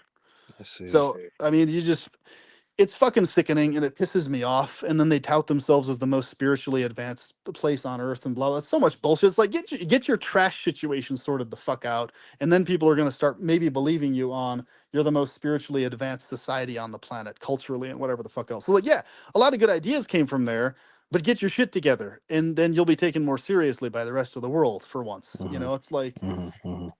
Noted. um, Noted. Let's read this. Chico Lachowski 777 says, I fucking hate this wage slavery with all of my fucking being, but I am stuck in a no way out like situation. But I am living in India, so it's already an, a shithole, and I hate surrounded by stupid people. so Mm. it is India. Interesting. Yeah, what a Yep. coincidence. So no wonder you have the expectations hanging over your head. Yet Here's the thing, like Indian parents don't even recognize how fucking normie, bullshitty, toxic that fucking is. They don't even recognize how fucking worm-like, maggot-like, normie as fuck they are in But the thing having is, this dude, some of expectation them. shit hanging over But their the heads, problem is, some of them or that they they don't hang view over their others' heads. children. They don't view their children as their own entities. They don't. They don't at Yeah. all. Hmm. No. And here's the thing, that this is what really pisses me off the most. Like they have books full of emphasizing, oh, we should be transcendent from material existence and all these social norms and blah, all this other crap. You should be completely absorbed in the spiritual, transcendent from all these expectations and everything else. Yet they hang the most materialistic, bullshitty, dumbass expectations over everybody all the fucking time, while they claim to be the most spiritually advanced people everywhere. It's like, give me a fucking break. And you're gonna sit here being the most materialistic motherfuckers on the planet, hanging over the heads of everybody else, these unrealistic, mountains of fucking money expectations. What the fuck are you talking about? And you have these books that are full of all this spiritual value stuff. So it was like, make up your fucking minds. Are you gonna Hmm. have these spiritual values where you don't hang the shit over people's heads, or are you gonna value materialism and money making and all that shit out in the open? Like, make up your fucking mind, you know? Hmm. Hmm. At least in the Western countries, we made up our fucking minds. We're like, hey, we're gonna focus on all the materialistic bullshit forever up the fucking wazoo, and give two gigantic middle fingers to anyone that gets in the way of our materialistic luxury. So we at least own our materialistic bullshit over here. That's what they need to do in India, and that'll actually, if they just get honest about shit, they'll actually start improving their situation to some degree, at least to Hmm. the standard of the United States. Right? Just Hmm. own your materialistic expectatory bullshit, and your society will start to improve. Get Instead rid of of this fucking instead of being in facade. denial, Yeah, basically. get rid of this facade of we're all spiritually, we value all this spiritual. No, you don't. You're the fucking most materialistic society on the goddamn planet. Wake up, Hmm. people. That's why you have Hmm. mountains of fucking trash in your backyard. Come on, All right. Well said, for people. fuck's sake. Jesus. Very thought provoking. Let's see. Couple of beers 31 says at I can't be asked to read this one. No, screw it, I'll do it. At Chico Lachowski 777. Same here in the US. The people at work are terrible, lazy, toxic, backstabbers, fake, rude. Oh yeah, that's what I've experienced in the workplace many, many years ago. Just people who just love to stir up drama, try to make you look bad on the shop floor. Pathetic. But that was years ago. Nonetheless, Rai says my boss management and HR belittled me for being on the spectrum and disabled. I wanted nothing more in that moment than to go art the clown on them. I was literally watching that just before the Terrifier 2 movie, just before I came on here. That's where Art the Clown is from. He's that from that Oh, series. I've never. Wait, it's a series. It's a horror series, yeah, the one I was telling you about, where he's one of the more modern horror characters, who does really horrible, grisly murders of people and stuff. And yeah, Hmm. I thought you that was told me Art. about a different film or something. Yeah, well, no, Art the Clown is the name of the person in the Terrifier show. So the show is Oh, Terrifier, but the character is Art the Clown that does the killing, basically. oh, Art the Yeah, Clown is the name of that. Okay, noted. yeah. All right, cool. PP says, well said. Rai says, like, stop talking to me like a baby bitch. I think he's referring to, what was it? By the way, PP, this person is who you think this person is. Like, I think they just changed their name. Oh, okay. You, Are you? do you remember Is that the Leah? whole gang stalking thing? Are you No. saying is that an alternate of the? Okay, I see what you're saying. I'm saying this person I believe is the same person that was on my other live streams. It's just they probably changed their name. Ah, I see. Okay, I Yeah, yeah. see what you Remember mean. when they were Yeah, talking yeah. about gang stalking and whatnot? Do you remember that? No. Yes, I do remember that. Okay. The types of comments are very similar, so that's kind of what I Hmm. thought Yeah, initially. yeah, yeah, yeah. Nonetheless, Chico Lachowski 777 says at right, hey black pill buddy, but actually no. Black hole says why are people so stupid? I'll let PP answer that one. People are so stupid because they have evolutionary genetic flaws built into them that we are not plagued by to that degree. And people are still wanting us to reproduce. Why? Yes, it's pathetic. Like the last thing we fucking need right now is more reproduction. That's Yeah. not needed right now. Not at all Mm-hmm. necessary. Um, Mm-hmm. there's so many other things, so many fucking other things that are infinitely more important than that Mm-hmm. right now. Mm-hmm. So I mean, like, what we're dealing with, I mean, the black pill stuff too. Like they're mentioning the black pill. Man, living in India, holy shit, you're gonna be at the bottom of the fucking barrel of the black pill bullshit like it's nobody's fucking business. Even if you're the best looking guy in India, tallest guy, got everything going for you, you're still, compared to the rest of the world, bottom of the barrel, black pill wise. Even then, Mm-hmm. standard wise, it's nightmarish. So I Mm-hmm. empathize as much as I can with my brothers from India out there when it comes to that black pill bullshit. That's Mm-hmm. great. And when I say bullshit, I mean, yes, the black pill stuff is factual information. It's a brutal, gritty reality of life, but it's bullshit in the sense of how horrible and torturous it is to most people most of the time. Hell, actually, it's torturous to everybody. Let's be real about it. Even the people that are at the top of the barrel, because then you recognize, hey, you're treated actually better because of your looks and height and all this other stuff more than anything else. And everything else is just periphery, like, philosophy or whatever else you're interested in. When you really get down to it, you can just tell it has way more to do with your looks and height than it is anything else. Like, it's just, Mm-hmm. that is the fucking case. Mm-hmm. And All right. yeah, Shaylin says, question for PP. What is this reality? this reality is a nightmare torture scape, to put it quite simply. All right. That's basically the best way to describe it. A nightmare torture scape, period. Mm-hmm. Whether it's a Mm-hmm. simulation or not, that's the best description. Mm-hmm. Well said. Rye says, at Black Hole, I'm afraid we'll never know, man. Let's have a look.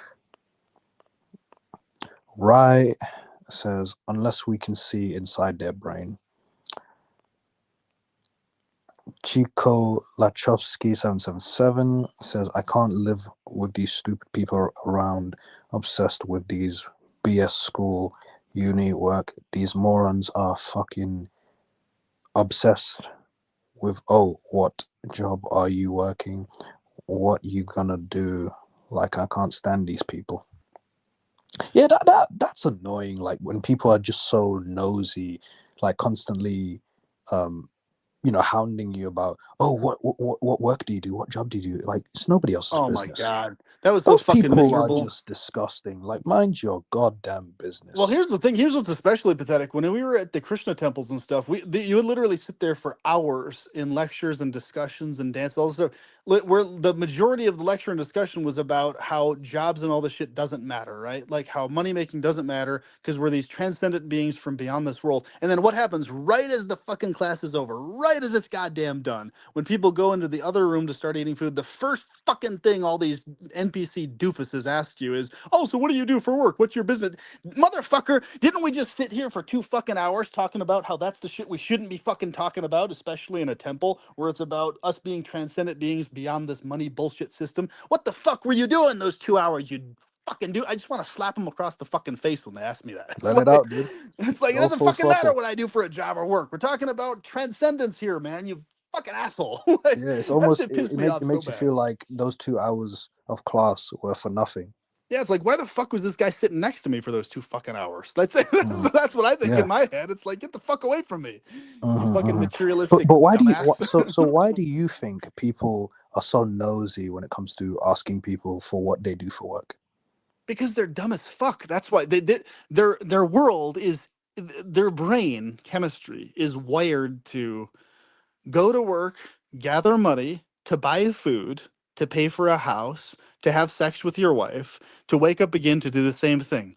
To that's their world. Their existence is that. That's it. And they can't fucking think beyond that. That's all. And that's why. And it's painfully dumb. It's painfully fucking ignorant and stupid. It seems to me like the reason why people will ask you, oh, what do you do for work, is because they want to see how much respect they're willing to give you based Yeah. on And what your occupation is, it's which so is fucking hypocritical because even within their own fucking literatures, okay? Oh my God. Their literatures emphasize so heavily that the philosophers are the ones who are transcendent from conceptions of needing to do work in this and that. And so they actually encourage in their books, right? In their literatures, they encourage you to be a person who's focused on meditation, philosophy, deep thinking, not doing any physical labor. So the Brahmanas within India are they're specifically never supposed to engage in physical labor of any kind because they're encouraged to specifically, instead of that, engage in meditation and philosophy their whole life, never having to ever work ever. It's considered actually criminal and diabolical to push or to urge a brahmana to engage in physical labor. Now here's where the weird caveat comes in. Historically speaking, there's like two different versions of history with India. And it's the reason I'm bringing this up, it pertains heavily to this topic that we're talking about. The caste system in India, according to one version of history, was this system designed to keep a certain amount of people at the top, whether they were actual philosophers or not, and everybody else at the bottom. However, the alternate version of history, taught in the Hare Krishna school of thought and history, is that the Brahmanas, you were qualified and classified as a Brahmana based on your deeper insight into reality and your insight beyond wage slavery. That's actually what qualified you as a Based Brahmana on in the your first insight into place. reality, is that what you're saying? Yes. That's what qualified you as the higher castes, according to the Hare Krishna view of the world, or the higher Varnas, which they deny are castes in the Hare Krishna view. But in the other standard traditional historical view that's outside of the Hare Krishna version of that, it's basically the version of, okay, the Brahmanas were the ones who just artificially kept themselves at the top, whether or not they were philosophical, and they just mouthed off about philosophy and stuff to pretend like they were deeper than everybody else, but in reality, weren't. They were just doing it to keep their position. Whereas the Hare Krishna version is like, no, the people at the top actually were genuine philosophers, and they understood beyond this, and they would actually deprecate in the Hare Krishna worldview. If a person was fixated on money and shit, that's actually what defined you as one of the lower castes. Your psychology of being obsessed with money and being a Mm. wage slave and And shit is being what defines you. materialistic Yes, having that psychology towards that shit is what defines you as the lower caste, and not what you did or didn't do, right? in So the it's Hare like, Krishna world, yeah. yes. So there's two different versions of history told, and I'm like, you know what? I'm starting. There's a lot to be said for this traditional perspective of how India's history actually developed outside of the version we're being told in the Hare Krishna world. Because here's what we see: we see a population that fills India that is the most hypocritical population on the planet when it comes to this shit. They're saying and claiming that they had this advanced civilization based on deep philosophers and everything else, but why the fuck is everybody and his uncle constantly asking about what do you do for work? What do you do for business? Oh, and then the Hare Krishna version will say, oh, now because everybody is Shudras and Vaishyas and stuff, that's why. There's barely any Brahmanas and Kshatriyas. It's like, okay, on one hand, that's true, that makes sense. But seriously? I mean, if you even had a history where it was based on genuine Brahmanas running things who are philosophical and not these fucking assholes dominating people, even if that was the case, you wouldn't see society this way come from that. You literally have a society that had civic sense, that understood the importance of cleaning up trash more than anybody on the planet. Like, you would have a society, even in the worst case scenario, that was still more advanced than everybody else on the planet, even in the worst case scenario. You see what I'm saying? Like, if what's being said is true about their society being super greatly advanced before, they wouldn't be as bad as they are today the way they Mm. are. They would, in other words, India would be the least trash filled place on the planet. They'd be cleaner than the So US so and why Britain. so what's this I'm hearing about them saying that they're the most advanced society in terms of So what what? I'm saying is, the India. Oh God, there's. I've done so many videos on this. I'm going to do many more because it's such a cesspit of insanity. What's But so what are they what? basing it off of, like in terms Okay, of being an advanced society? so India's situation is so fucking weird and unique compared to other countries in the sense that all throughout India, there's so many people, and even most people are way below the poverty line, that believe that India's past history was the most advanced culture on the planet, right? In terms of spirituality, history, mathematics, technology, everything else. This is a huge, massive national narrative throughout India, right?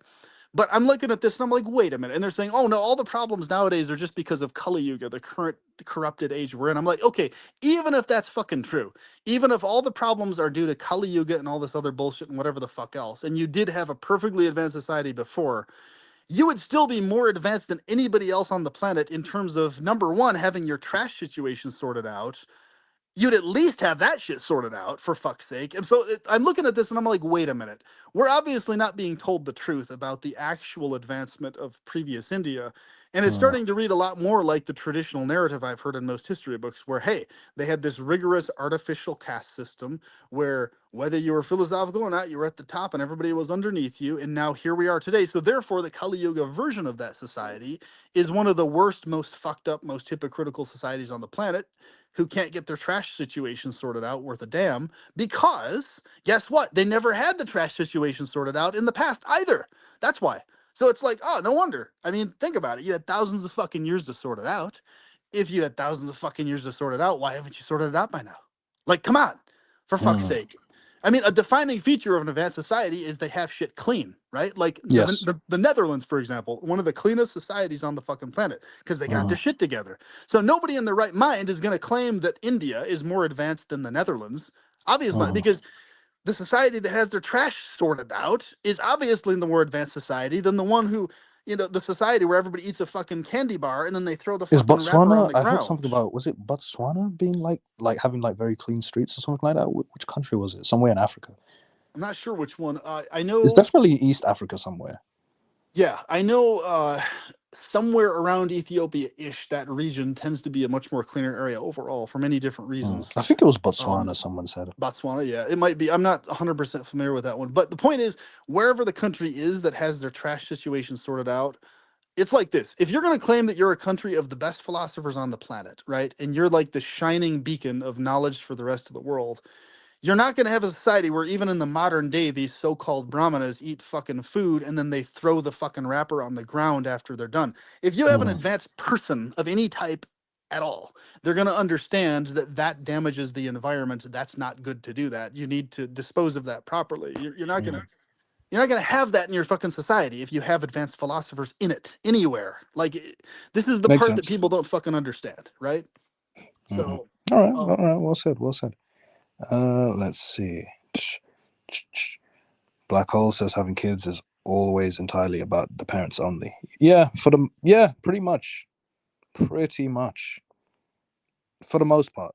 Anyway, Rye says breeders need to face the wall. like like some kiddie punishment, like face the wall. Uh let's see.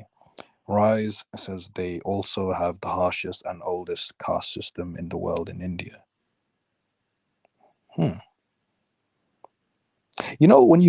PP. Despite what you said, when you first said caste system, my initial thoughts were that you were talking about like, oh, was he talking about skin color? Oh, because there's a caste system over there regarding skin color. But nonetheless, just wanted to share that. Uh, oh yeah, that's a rabbit hole in and of itself. That's that's a part of whole what's other thing. contributed India's problems. Actually, is also that too. Yeah. Let's see. Rice has most likely inspired Spain's caste system in the Americas. Okay. Rye says exactly, PP. Your rage is totally justified. There you go. There you go. Feel free to go full throttle anytime, PP. No, you don't have to I hold. love that. I love that he appreciates that because it's so fucking true. I mean, I'm really grateful that I had my Hare Krishna experience because amidst having the good insights into the aspects of the practice that I still agree with to this day and I think are beautiful gems, I also saw in contrast to that the worst fucking hypocrisy on the goddamn planet of any people I've ever encountered. Like, you want to talk hypocrisy, talk people from India who are materialistic and have fucking money expectations over their kids' heads. Like, you're never going to Mm-hmm, encounter a more hypocritical group of people ever in your life. mm-hmm, Other mm-hmm. than that, like, period. Full stop. They're the most hypocritical group on the fucking planet. Full Are you stop. specifically talking about the non Hare Krishna ones? Yes, and even some of the ones who claim to be Hare Krishnas. But usually, the good thing though is most Hare Krishnas who take it seriously are not like that. That's the one of the shining factors of even Hare Krishna cultists tend to not be that about the money thing. They are fanatical about like the cult teachings and philosophical stuff. Like, but Mm, at least what they have going for them in the Hare Krishna fold, even the fanatics, they're opposed to all this money making bullshit fixation, which is good. That's one mm-hmm, thing that they do have going good for them. But yeah, so everybody else, basically the non Hare Krishna Indians, whatever their branch or belief, almost all of them across the fucking board are money obsessed people. They're obsessed mm-hmm. with fucking money. Like, Like you wouldn't believe they're more obsessed with money than the most materialistic fucker in the United States, like by a lot. You know, it's like their existence is fucking Wait, money. wait, they're more materialistic than someone Yeah. in the United States. Yes, but what makes it so fucking annoying is they're more hypocritical because they pretend like they're so much more spiritual than everybody else, that they value spirituality so much. They value transcendence beyond this world so much. And it's so much Mm. fucking bullshit. It's like they don't. They just only value it and give it lip service in order for their kids to become doctors, lawyers, and fucking computer guys. That's it. That's the only extent they value it to. So like, Interesting. All right, all right. Let's see. Shaylin says at PP for Indians, there's only one God, money. Source, I live here. that's right. Okay. A lot of Money, Indians in the mammon. chat, huh? Cool. And see, here's the thing: the people of India, they know it's fucking true, especially the younger generation. They all fucking know it's true when it comes to the hypocrisy. That's the beauty of it. So it's like, Mhm.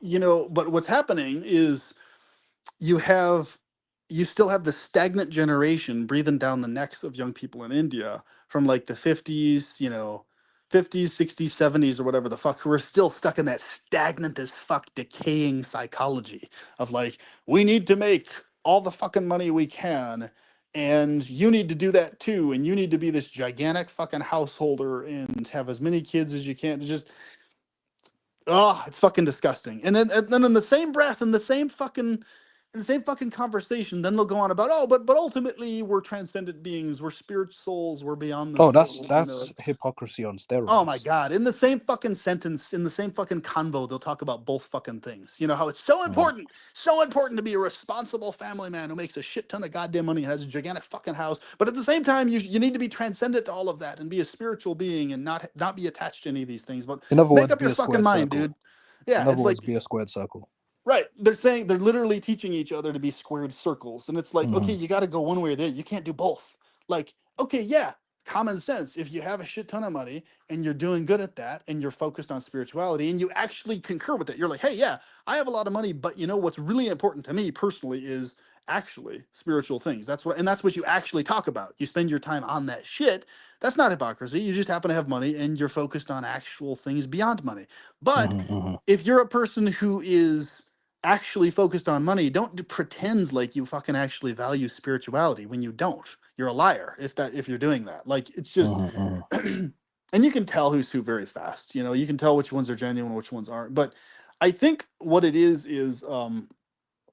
with the fucking trash situation and the hypocrisy and everything else, it's just because in their teachings, here's how you can know that the teachings aren't as deep as they try to make them out to be. You're In their specifically talking about Hare Krishna right now, right? not just Hare Krishna, no, within the entire fold of Indian philosophy and teaching and everything else, they don't have any clarification in any of their ancient books about telling people, hey, it is actually not polluting, it's not contaminating, it's not impure, it's actually a pure, refined thing to keep your society clean. They don't say that anywhere. All they do in all their literatures and scriptures everywhere is they scoff at trash, they scoff at waste, and they treat it like this thing you just have to like poo-poo and put to the the trash is for the next guy to deal with. If you're a pure, refined person, you're not supposed to be dealing with trash or any of that other type of Oh, right. stuff. Like pick up trash is beneath you, kind of thing. Yes, exactly. And they teach everybody in the entire society that picking up trash or anything to do with it is beneath all of them. So if Hmm. you have a society where every motherfucker under the sun is told that picking up trash is this foul, impure, polluted, nasty fucking thing, and if people are frowning at people who are picking up trash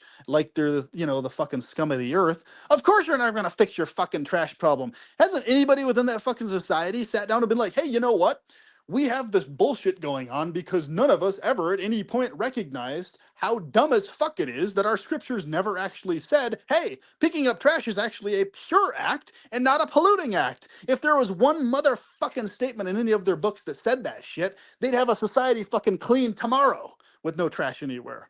And they'd It's have like, so why many fucking even other trash it things in the solved. first place? Like, why trash the streets in the first place? Why Because why all their litter? books, all their scriptures, their entire goddamn history teaches them that dealing with trash at all on any level is pure is polluting and it Even should be even looked even down if it on. means simply finding a bin to put the trash in. Yes, even to that degree, Wow. even to that fucking extent. That's how That's pathetic it that's is. that's indescribable. That's indescribable. That's That is that's not an advanced society that wrote that shit. That is not the deepest fucking philosophy that thought that shit up. If you had a guy in the fucking past who was a philosopher of any fucking level, he would have recognized, hey, Trash fucking smells shitty. It smells bad. We need to make sure that we, the Pun fucking intended. philosophers, don't have fucking trash around us, and we can't be lazy asses and leave it to the next fucking guy to pick it up because the other guy might not be there to pick it up for us, Right. motherfuckers. That So becomes let's a just pick it never-ending up cycle of ourselves and yeah. throw it in a goddamn trash bin and take care of it. You know, like that's what a Mm-hmm. philosopher is going to think. You're not going to be like, "Ugh, I am this wonderful, amazing prude, and everybody is at my service, and I will never pick up a piece of trash because that's for that little peon over there to do." Ugh. That's not a fucking philosopher. That's an asshole who's trying to act like he's fucking a philosopher who doesn't know his ass from the fucking trees. That's what that Mm-hmm. is.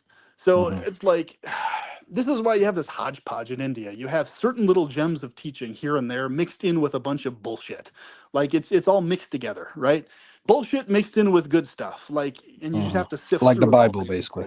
Basically, yeah. Mm-hmm. That's what you run into. Right. Mm-hmm. By the way, I like that you're able to fully express yourself and go full throttle on my channel. It's awesome. I love it, man. Yeah, I yeah. feel like I've had too much experience with that shit over the years. Mm-hmm. Like So never hold back. Never hold back.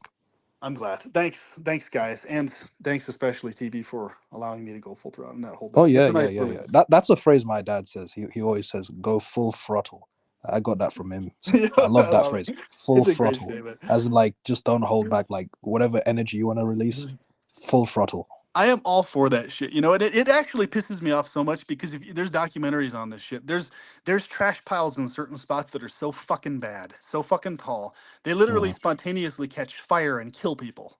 Like it's just Whoa, whoa, whoa, whoa! Say that again. trash is literally burning people alive and killing them. This is what's happening Wow. in India. People don't even understand that this is happening. Like this isn't even a fucking figure of speech. Trash is Wait. Do literally you think killing it's people. because someone, for example, may be smoking, they drop their cigarette, and then that causes a fire? Not You even know. that. It doesn't even require that because piles of compost themselves are known. Even just a pile of compost that's like 6 to 7 feet tall can spontaneously catch fire from the heat that builds up inside of it. You don't even need it to be a mountain. So if you have a Interesting. mountain of trash, that thing is just a ticking time bomb waiting to set fire and on one of the hottest climates on the fucking planet. And so instead of ever getting their shit together, what they're teaching their population is, hey, let's all keep adhering to these ancient fucking texts that don't mention a goddamn thing about us having civic sense and cleaning up our society. Let's just stick to these texts that are causing the problem and never adjust or add anything. It's like, hey, how about you just have a modern philosopher pop up and be like, hey, motherfuckers, I'm a modern philosopher, bitch. Here we go. Let's have a new scripture. One statement. Hey, we're going to clean up society, and it's a civic duty and it's a purifying activity for all castes, all varnas. Let's go, motherfuckers. One guy, Mm-hmm. god damn it. But no, they don't do that. They don't allow you to be a modern philosopher. You have to adhere to these ancient fuckers who didn't know what the fuck they were talking about when it comes to civic sense, who were these elite assholes thinking they were, so much better than everybody else who are running everything. That's what they're going to fucking tell everybody they have to follow and adhere to. And this is what the whole nationalistic Indian shit is about. It's going back to this fucking decayed old fucking crap that doesn't fucking fix anything. And so you wonder why the problems remain the same. And there you go. And in the Mm-hmm. US, I mean, so in spite of all the other bullshit we have here, at least we more or less have the trash thing taken care of for the most Mm-hmm. part, right? With all the other fucking problems, at least that much is taken care of. Mm-hmm. Mm-hmm. Like Oh, by the way, Shaylin says at PP, I love it when you roast my nation. so fucking hilarious. There you go. And see, that's the thing. I really wish the best for India. I love the put it this way, I love the potential that India has always had that it's never really lived up to, right? Mm-hmm. I love Mm-hmm. the potential it's had, but it's never lived up to ever. And so it saddens me because god damn it, it's a great climate, it's a great place to be. So many amazing things there in their teachings that could have led to great things, past up Mm-hmm. until today. But instead, what did they do? They had this bullshitty, unnecessary hierarchy system that locked everybody into these artificial fucking roles that nobody was happy in, other than the guys at the very fucking top. And it goes all the way up until the modern era, and now you still have the same goddamn bullshit going on. On top of mountains of fucking trash now. So nothing's changed. The only difference is you have mountains of fucking trash everywhere now. Congratulations on having the most advanced society in the fucking world. There you go. Good job. It's like, fuck, man. Well said, man. Black Hole says PP has very deep thoughts. Deep is an understatement. It's PP, oh my go on. god, that's so fucking funny. It's That's why I like Thought Provoker's channel, man. It's good Mhm. quality stuff, legitimate topics, hard hitting, real shit. We were talking earlier today about, remember how a lot of people just get on a live streams to fucking argue and debate and focus on Oh points of yeah, to be disagreement and shit like that. contrarians, to be combative, Oh my god, I'm gonna to do a video about that gaslight. soon.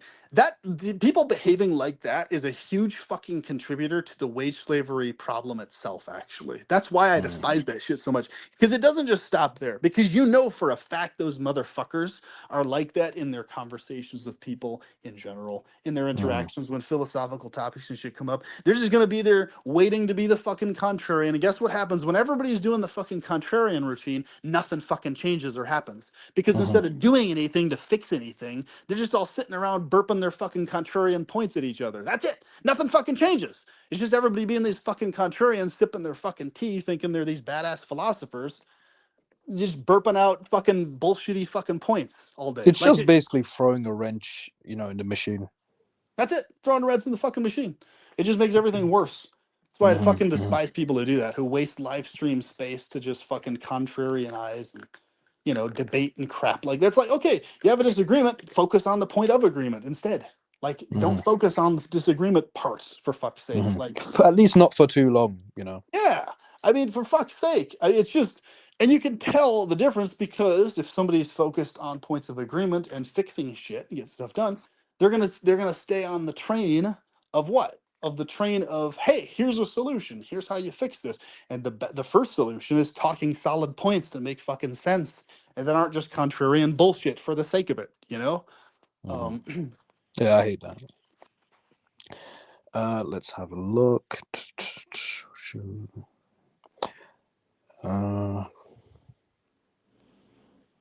who is that in the profile picture, by the way? Is that a celebrity?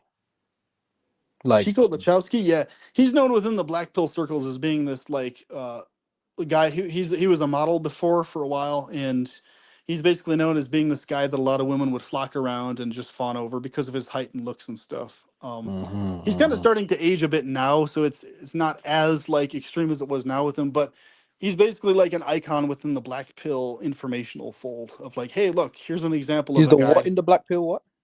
in the black pill world of information and topics. Basically, here's an example of a guy who got treated better based on his looks and height and everything more than anything else, Hmm. Hmm. independent of everything else. It's true. It's like he is an example of that. All right, But cool. yeah, All right.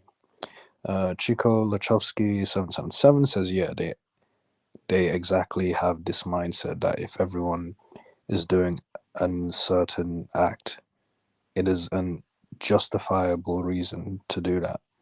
Same thing by everyone. It's so stupid herd mentality that they don't see through it.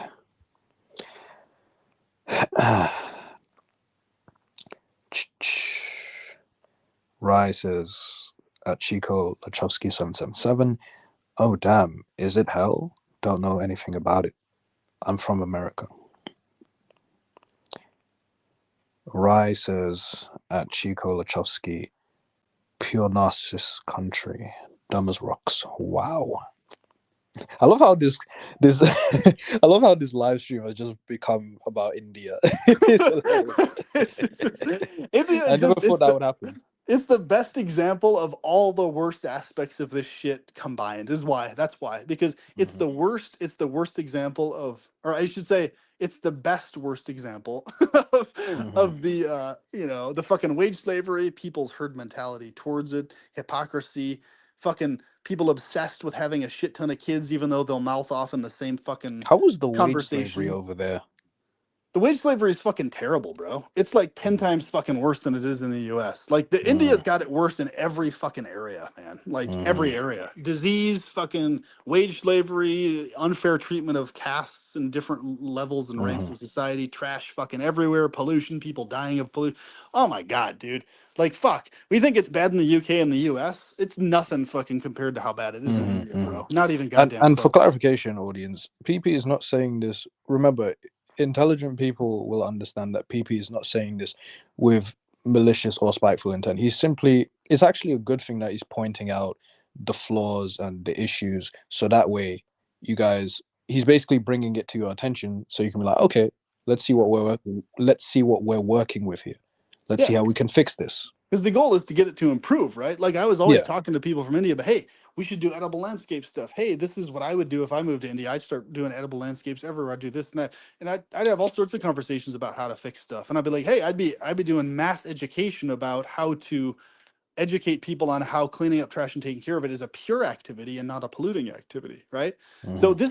this is the poison and the problem. If you have a society that puts too much weight into texts and what people said in the past, that's a big fucking problem, because if you have one guy saying two different things, like if you have a philosopher saying one thing on one hand that's useful and helpful, like telling people, okay, do all these activities so that you get, better karma in the next life or whatever the fuck else, or, treat people with kindness and, feed them or whatever. But on the other hand, he's saying, but don't touch trash. Don't do anything to do with that. That's completely impure. That's completely disgusting. Okay, if they're going to take the guy seriously on one hand, that means they're also going to take him seriously in the other area, if they're told in the same text that, hey, you need to accept everything this guy says is the absolute truth because he's a great sage, he's a Hmm. great shining pinnacle of your past civilization. So, oh, you don't want to don't want to contradict what he says about calling trash this polluted thing and dealing with it as this polluted activity. You don't want to contradict him on that, because that means you're committing an offense and you're going to face bad karmic reaction. So they don't fucking think. They don't think, hey, okay, so you'd rather have mountains of trash that set on fire and your kids die from, instead of risking taking on some bullshit arbitrary karma from some cosmic dictator asshole who hasn't thought through the trash problem. You'd rather have your kids die and burn alive from trash mountains that set fire. Okay, I see how it is. I see how it is. I see how dumb as fuck you motherfuckers are. Like, this is the type of shit that Full I would, throttle, PP. Full yeah, throttle. this is the type of shit that I would actually bring up to guys in Krishna temples. Okay, I Mm. would, I would, I would be as mild mannered as I could, reasonably. But I got intense. I got heated about it. I was like, hey, this is so messed up. But it was the same points I was telling them. And guess what would happen every time? Like, I don't know of any of these guys who actually carried that back to India with them and be like, hey, these statements about dealing with trash and cleaning it up being this polluted thing is actually bullshit. Like, it's just a bullshit thing. Like, that's bullshit. Mhm. These guys didn't know what the fuck they were talking about. They were not even aware of the logistics of a modern world setting that would end So up I got a happening. question. If someone decided, you know what, fuck this, let me break the cycle and go pick up the trash, what would happen to them? Would they get ostracized? Would This is people give them? exactly what's going to happen to them in India. People have actually, stray people have actually tried to. What happens is this: they get frowned at by everybody. They get looked down on. They get seen as this Wow. disgusting person for dealing with that. Because why? Because our scriptures say that dealing with trash is a polluting activity. So what are you doing dealing with That's so trash? You backwards, nasty thinking that sick someone is fucker over there. disgusting for picking up the trash and put it in the bin. I know, and it doesn't register to their fucking pea brains that that's why you have mountains of trash setting fire, killing your kids, and toppling over on your fucking houses. Like, can you Wow. just correlate the Dude, two? dude, dude. Can you I just saw think, I saw people? a video. Dude, I saw a video in an antinatalism sub, right? Of Indian parents basically putting their children in some kind of manure or something like that. Did you see something like that? In some kind of what? Manure or some kind of trash. I don't know if it's some kind of spiritual or religious thing, but I saw something Okay, like, so the smearing of cow dung onto kids yeah. and stuff is considered a purifying activity because it's been discovered at various, but there's antiseptic aspects of cow dung. However, the problem is those antiseptic aspects of cow dung were way over exaggerated historically and scripturally, in the sense Mhm. that it's only directly the cow dung that has the antiseptic parts to it, but the cow dung mixed with dirt and shit like that is no longer, so dirt mixed in with cow dung and other things mixed in with it is especially not pure. And as far as I can tell, it's nowhere near as antiseptic as it's made out to be, in terms of, like this completely over the top, like, So it's like alcohol level 2% of antiseptic. antiseptic. It's not that I don't know the exact ratios, but there is evidence to show that there are antiseptic properties to it. But the problem is, it's over exaggerated, is what I'm trying to get Mm, at. It's mm, like mm.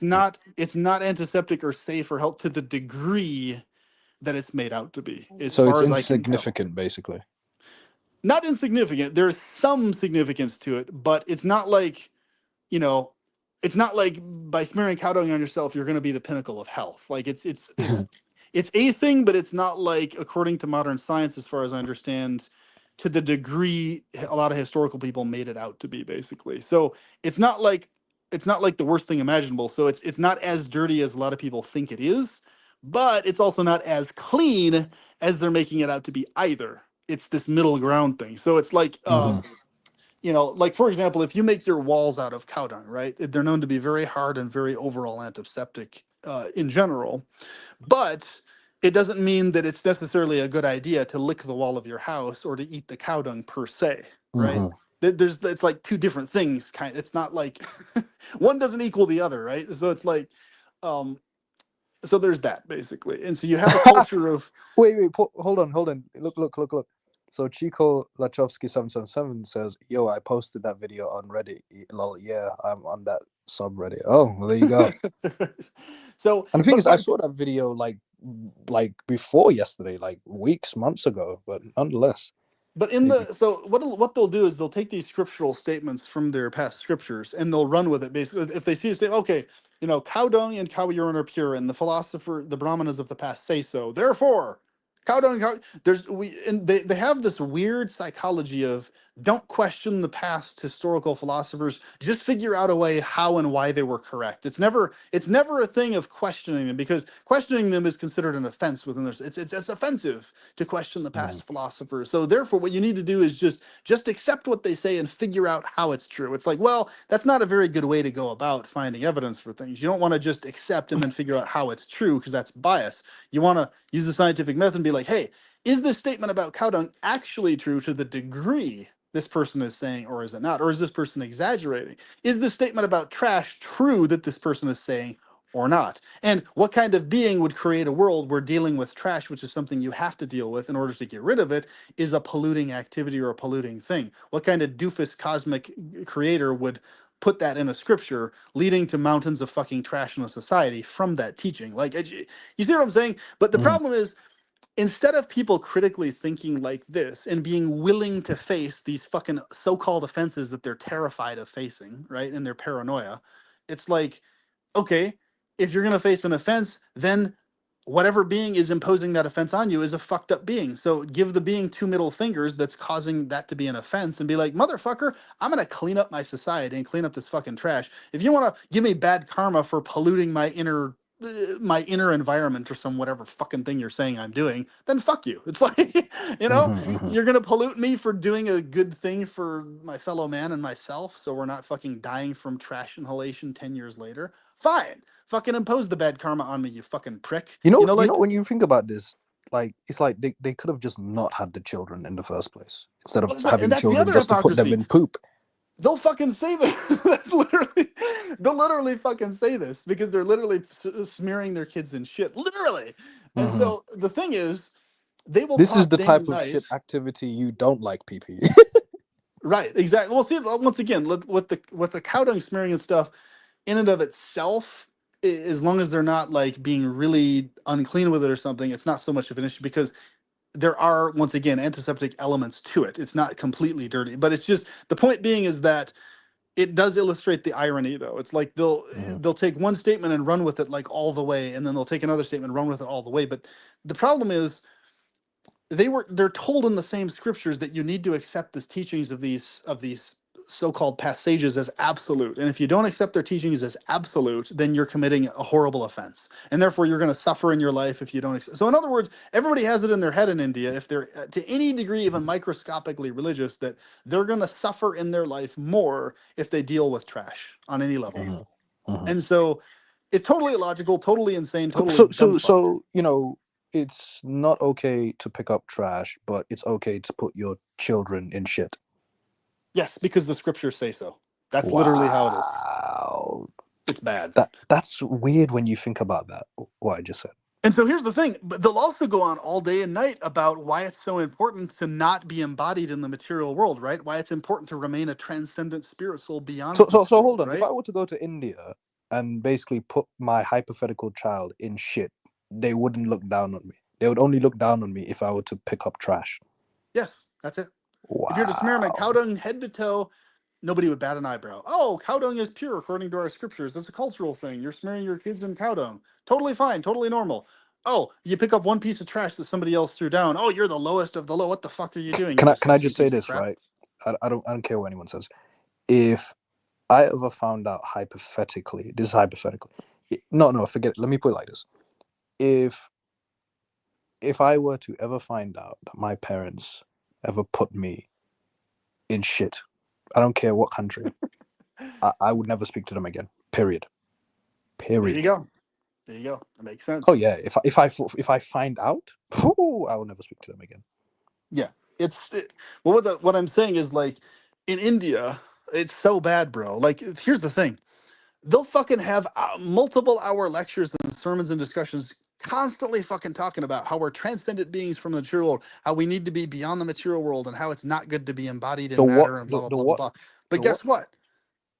Did you The say the mature world? The material? What did you say? Oh no, material world is what I Oh, said. the material Material. world. Okay, yeah, So yeah. they'll go on and on and on about how we need to be beyond the material world. We need to get back to our eternal state beyond the temporal crap and everything else. But then in this, right as soon as that fucking lecture or sermon or whatever the fuck is done, they'll go right back to their house or wherever the fuck it is, eating dinner with their family, and they'll hound Excuse me. everybody about how they need to have gigantic fucking families and shit. Uh, Hmm. Totally Yeah. contradictory to what they just fucking got done talking about for three Oh fucking yeah, very hours. hypocritical. It's just you might as well not go to that class. It's just a waste of your time. Yeah, it's like what'd they do wasting their time talking about it? Like if you're just gonna When have you kids go to those anyway. classes, like, do you have to pay for those classes?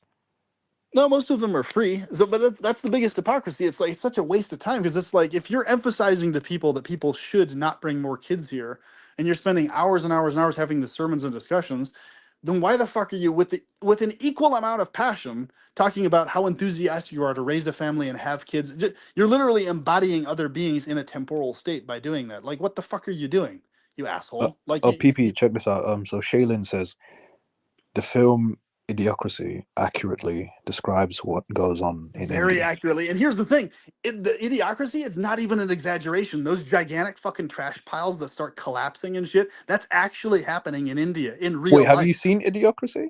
Yes, dude, that's actually happening in real life though in India. Those trash piles are actually collapsing in these fucking like mountainous fucking things and destroying houses and killing people and shit. That's actually fucking happening, bro. Like it's Wow, done as a comedy, the exaggeration of the future and idiocracy, but it's actually happening in India. For real. Like it's not even an exaggeration. It's happening.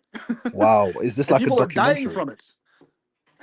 Yes, the mountains of trash are killing people, bro. Killing them. Or like, as in, like, because the piles are so big and tall that they just fall onto people, or Yes, literally. It's killing people that way in India in certain this is spots. insane. I got one Literally. question though. Why when it comes to India, like, why do they procreate at such high rates? Oh, because along with saying and going on and on about how it's so important for us to remain celibate and be transcendent from this world and not impose, the horrors. Oh, but somebody needs to provide bodies for these souls that need to experience and live out their karma. So who's gonna do that? Am Oh, I sensing some LDS shit? yeah, they have some hodgepodge LDS crap mixed in with their ideology also. Not specifically from LDS ideology, but similar views in the sense that along with their idea that, oh yes, it is better to be in paradise and transcend it, they also have this weird dumb as fuck idea mixed in that, oh, by providing bodies for girls and boys, you're literally assisting this soul in reattaining its eternal state beyond bodies. If you don't provide the body, then somebody else has to provide it for them, and blah blah blah blah blah. So it's like, can you folks just make up your fucking minds? Is it better to actually just leave it all alone? So why on one hand would you tell people that it's best to be celibate and not bring kids here and not get into householder life and not do any of that type of stuff? And then right in the next sentence, oh, but if you have the sexual urge in you, you should only use that only for producing as much as possible and bringing kids here as much as possible, and you should That never is have sex very otherwise. contradictory. It's unbelievably contradictory. It's like, what the fuck? You're gonna tell two people two totally goddamn opposite things, and you're gonna expect to have a society of people that are sane and functional and can get their shit Wow. together? Come on, man. Come on. Like, of course not. So you're gonna have a whole society of just hypocrites right, left, and center because guess what? Oh, they either need to be completely celibate, which is obviously impossible, or they need to just only have sex for the purpose of producing kids, that's it, and never have sex otherwise, which is also impossible and totally unrealistic. So you have a society that creates sociopaths that way, liars, deceivers, and it's a society that encourages lying and deceiving because nobody can meet those fucking standards. Let's be But real. here's the thing. So regarding this thing of creating beings into existence so that souls can have bodies, do these people think that the souls who don't have bodies are suffering? Yes, they have various views like that. They believe on some level that the soul that doesn't have a body is suffering somewhere in another body. So, and their logic is, let me give that soul a body by creating them into existence so they can suffer even more. No, their logic is by giving them a body, they're going to be the one that provides them with the means to gain salvation from taking bodies entirely. It's a totally dumb fuck warped, What I'm not saying well is, if thought they think that perspective. the souls are suffering, what makes you think they're gonna suffer any less by creating them into existence by giving them a body? Because their belief is this, that if they as the parent instruct their kid in all these spiritual things like devotion to Vishnu or Krishna, or you know whatever version of devotional transcendent worship they engage in, by them being the parent that encourages the kid to do that, they're going to be the mechanism that inspires their kid to become a being that transcends the world of matter entirely. That's how they see it. In other words, they consider themselves to be the shining divine significant important instrument in the other soul attaining freedom from matter So entirely. basically, a So savior complex. yes, it's a really fucked up warped savior complex on steroids, a messiah complex. So that's what it Wow, is, 100%. Uh, this is very interesting. yep.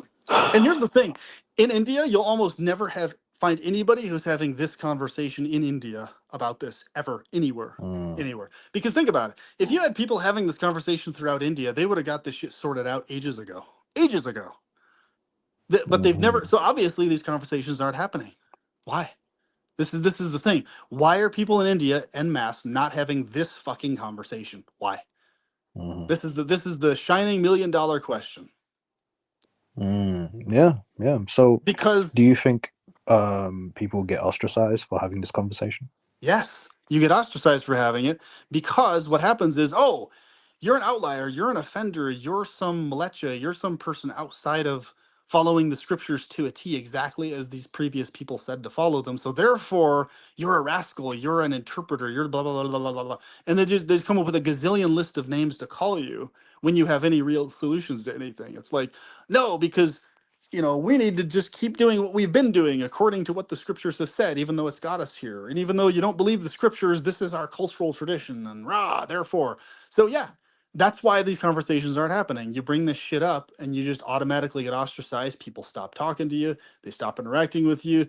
They consider you to be a mental speculator, an outlier, a person who doesn't follow scriptures. That's it. That's it. And nothing happens. Wow, Yeah. dude.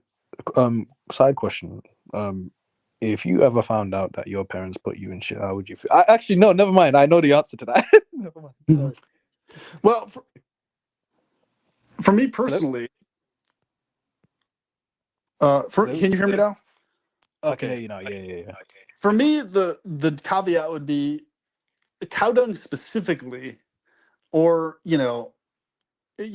I mean, think about it, or if it was female dung or something with my fetish, that wouldn't bother me at all. But the thing is, because if I understand the antiseptic aspects of the cow dung part, and I also understand the female dung aspect of the fetish thing. So what you get the gist of it. Pun very much intended.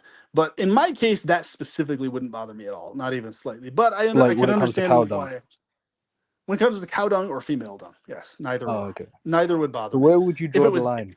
if I was smeared in male dung though, I would never talk to my parents. That would piss me the fuck off. That would be the caveat and distinction. If it's female dung, I'm fine. If it's male dung, no. That would drive me insane, piss me off. Male dung. So That is hilarious, dude. that Like, would be oh, I my was putting shit. stipulation. What? It's male? Fuck you. Yep, that's it. That's where I would draw the line. Oh, that is funny. That's where I would draw the Imagine your line in whole the life dung you, though. you you don't realize it's male dung until eventually. Oh shit. Yeah, I'd be very pissed off. Very pissed off. Yeah, not understandable. This is such a funny conversation. Me, I'll draw the line. Period. Doesn't matter male or female. But for you, male dung. Yeah, fuck that. Cow dung or female dung, yes. Bullshit or male shit, fuck no. What a conversation, man. We can talk about these serious matters, but we can have a laugh as well. I love it. Let's see. Chico Lachowski. Is Chico Lachowski of Polish descent? Like the person in the profile picture. I think he is. I think he's somewhere in Eastern Europe. Mm, Exactly what country, I'm not sure, but yeah, mhm. All right, Eastern cool. Europe somewhere. But yeah, Chico Lachovsky 777 says literally, I can't speak about the truth here. They just call me names and jump on me for literally speaking the shit happening here. It's so absurd. Yeah, Wow. it's It's like insane, he man. feels trapped, man. Like So isolated. he says it directly when he tries to bring it up. That's what happens. Mm. And fucking holy shit, Shaolin says his mom ate his shit when he was a toddler due to superstition and religious BS. Wow. Wait, whoa. What? Hold on a second. What? It was left Wait. at 9:13 Shaylin, p.m. Shaolin, the left account. My mom ate my shit when I was a toddler due to superstition. Wow, Shaylin that's says another my mom level. ate my shit when what? My mom ate my shit when I was a toddler due to superstition, religious BS. Wow. And you wonder how why they have so many fucking disease problems. Here's the other issue that's not talked about enough. Most people in India wipe with their left hand in water. So what happens is they don't clean their hands a lot of times with soap afterwards properly. So that's why in the food there's so much disease and crap because it's literally Why people's wouldn't they shit wash their getting in the hands? food. Because they think water itself purifies the hands sufficiently when it doesn't. So instead of using Ay, ay, specifically ay. soap, instead of being like doing that and then washing their hands with soap and water thoroughly, cleaning their fingernails, everything else, they just only do the left hand and water thing, and then they go right back to cooking food and everything. This is why you smell the smell of shit on people's hands in Indian kitchens and places like this, like at various temples and stuff, because what they did was they wiped their ass with their left hands in water and they didn't fucking necessarily use soap afterwards. And even if they did use soaps, Anyone who doesn't wash their hands after taking a shit, you are a disgusting piece of shit. yeah, it's disgusting. It's Oh, gross. Jesus Christ. Like here's the thing: And when go I on. ran out of toilet, oh sorry, go ahead. No, you go, you go. When I was at temples and stuff, when we ran out of toilet paper, and I saw everybody else using that method, yeah, I would go to using that method, but afterwards, I would make sure I thoroughly washed my hands with soap and water to Mm-hmm, neutralize whatever crap got on my hands, right? Or whatever smell or whatever. And I made sure the mm-hmm, smell was gone by the time, to make sure my hands were actually clean. But I realized, wait a minute, these other guys aren't necessarily doing that part. They're just only mm-hmm. doing the white part, and they're literally just leaving it at that and only using water, no soap, nothing else to clean it off Jesus properly. Christ. And this is why so many people are getting sick who are going to India and all this other type of shit like this because Mm-hmm. they're eating food that has the people's shit in it is what they're doing. And Ay, ay, ay. so this Dude, is, did and you guess see the what? videos? Dude, did you see the videos on Instagram, like in India of, people like making street food, right? But they're washing their hands in the street food. I haven't seen that specific one, but that doesn't surprise me even slightly. I mean, Like at they're just all. washing their hands and the water that they're using to wash their hands is going in the food. Yeah. I mean, That that's, is disgusting, man. and on top of that, they're wiping their asses with their left hand in water and not using soap. Because here's the thing, guess what? Their scriptures also say that wiping your ass with your hand and using water and or sand is like fully purifying. And there you go. Bloody You're hell. purified by doing that. Well, so question, when did you last have Indian food? I had Indian food quite a while back. I mean, here's the thing, as far as I know, the like any official restaurant that's established or whatever is required by law to have their employees do things a certain way, like actually thoroughly wash their hands and stuff. And so Wait, from what wait, I've when run did you into, say? if you're an Indian restaurant in the US, right? Or Hmm. if or whatever, you're required to follow very specific standards of health and safety and everything else. Now, Hmm. hopefully people actually do it. As far as I know, they have for the most part done that because I haven't really gotten sick from Indian food, at least in the US. And at the temples and stuff, they also tend to wash their hands with actual soap and water, also, which is good. In the Um, temples.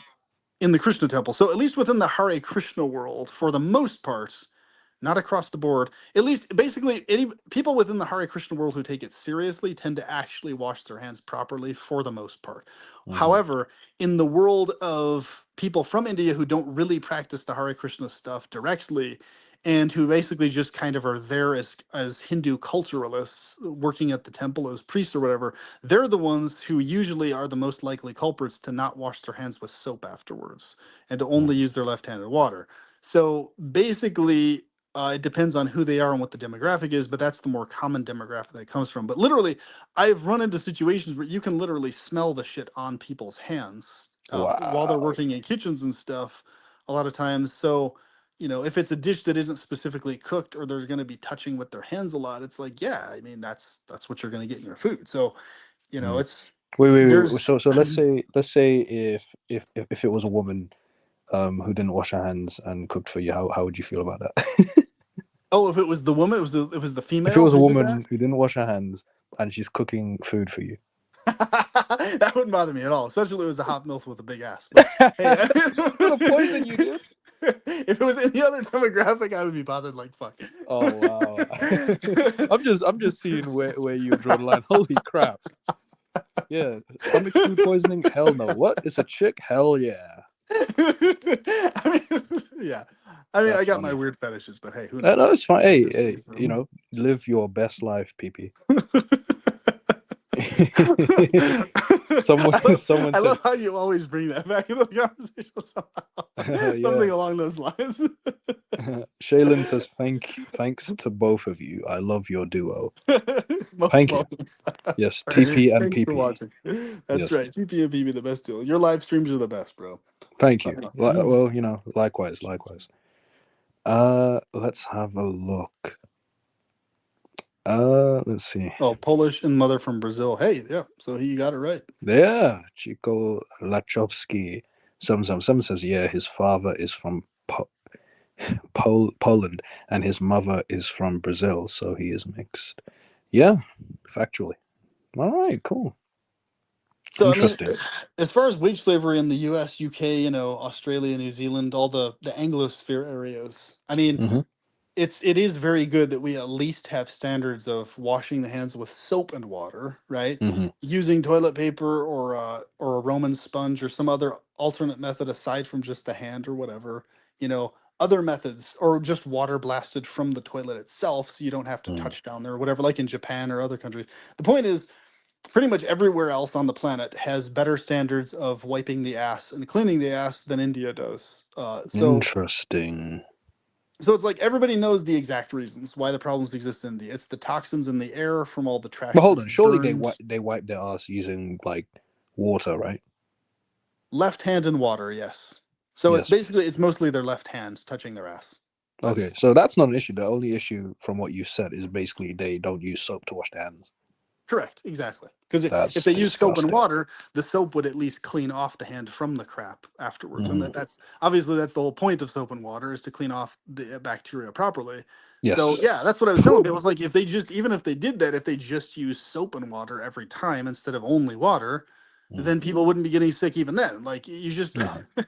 so it's the same thing. It's like, but they don't even do that. So because they're told in their scripture once again that nope, soap isn't necessary. Just water and sand alone are purifying. And it's like Can we I ask know you a better than question, that. PP? Have you ever been to India before? I have not. Tons of people encouraged me to do it, but I was like, I wouldn't be able to stand it because I would be like wanting to fix every fucking thing that I saw everywhere. It would drive me nuts. I'd be like, oh my I god, we have see. to fucking fix this and this. We got to clean up all this trash. Like, I wouldn't be able to they would drive me fucking insane. I'd be like, hey, we need to make sure all you motherfuckers wash your hands with soap and water. Hmm. Period. Going forward, except you hot big ass chicks, milf moms. So you're fine. But everybody else, god damn it, you need to fucking This wash your hands dude. properly. All right. So. Mm. That is hilarious. And I'd be getting This in this case, I'm orchards gonna call you planted. brave. You're a brave dude. You're a brave dude. And I'd be getting all the orchards planted and everything else too. So the point being is this: like I would, I would obsessively want to fix everything. And all the stories I heard about everybody going is like they were always like gloating Wait, hold on, about. hold on. You say you want to fix that? You would want to fix everything once you go to India, but here's the thing: would you only talk to the men about washing their hands with soap and water and just ignore the females? For the most part, yeah, pretty much. For the most part. What's the exception, dude? What's the exception? Yeah, just I would say, hey, at least all you guys need to wash your hands with soap and water, and we'll just leave No, it no, at but I that. mean the All right. exception. Like, which woman would you be like? No, you definitely need to wash your hands. Well, any women who were not attractive to me, put it that way, I'd be Oh, like, all right, this dude. all of you women in general, just need to wash your hands and stuff. But you hot, sexy That's ones, don't worry about it. that's so, funny, man. You so you are a basically, unique individual, PP. Love I it. mean that in the best way possible. Of course, of course. But Yes. that's how I would do it. I'd be like, "Hey, we're gonna fix all this shit," and then if people started to resist me, I just get more belligerent and adamant about fixing it, and then it'd just be a bunch of clashing with me and other Mm. people. For So it'd be everyone like, watching, listen, we talk about other countries as well. A lot of the times, most of the times when we do these live streams, we're always talking about the US and the UK. So it's about time we change up, yeah, we may switch as things well. up. I mean, India is a way better example than just the U.S. and U.K. I mean, the fact that we've got it pretty good in terms of trash management and fucking soap and water and shit is Hmm. there's a lot to be said for that. In spite of Hmm. the miseries in other ways, right? At least we don't Mm. have mountains of fucking trash falling on our heads and burying us alive. So that's Hmm. good.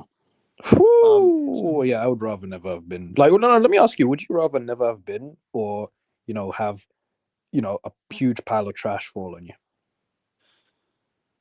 Well, if it's between those specific two choices, I mean, I guess it would. Specifically, exclusively those two choices. Well, it would depend on how big the trash pile was, how much damage it did to me. If it's just trash one time falling on my head and it just smells bad, I'd rather like have existed with all the other pleasures before that. But Mm. I mean, if it's a trash pile that's gonna fucking paralyze me or break my neck or something, Let's yeah. say, let's say the In that pile. case, Okay, I'd okay, rather not have existed. okay, okay. Wait, no. Okay, say that again. So you said if it's like really tall, then No, if the trash like damages my body permanently or breaks my neck or some shit like that, yeah, in that case, I'd rather never have been born oh, because okay. that's just a So lame so ass way to you'd be rather never paralyzed or have been die. born than to be crippled by trash. Yes, but I would rather have lived if it's just going to be trash falling on my head and not really injuring me in a notable way. It's just it smells Okay. bad and I have to crawl All out of right. it. I mean, like that's basically the difference. So I mean, yeah, Okay. I would, because here's the thing: if you're living somewhere on the planet, you have the capability of physically leaving the area, right? You're not like Hmm. trapped having to physically stay there by the pile of trash your whole Yeah. life. Yeah. So All right. it's like, Interesting. yeah. Interesting. But I mean, Hmm. India is a great example for this topic and so many others because, like, really, no matter how bad it is elsewhere, India is just the freaking epicenter Well, hub. whenever there are issues, it's important to bring them up. Like, Yeah. instead of keep quiet about it. There's yeah, Oh it's yeah. productive to bring it up. And the thing is, it's sad because like all the stagnation that's happening in all these other countries, India is trying to catch up with and mimic the U.S. and the U.K. and all these other places as Mm. much as it can.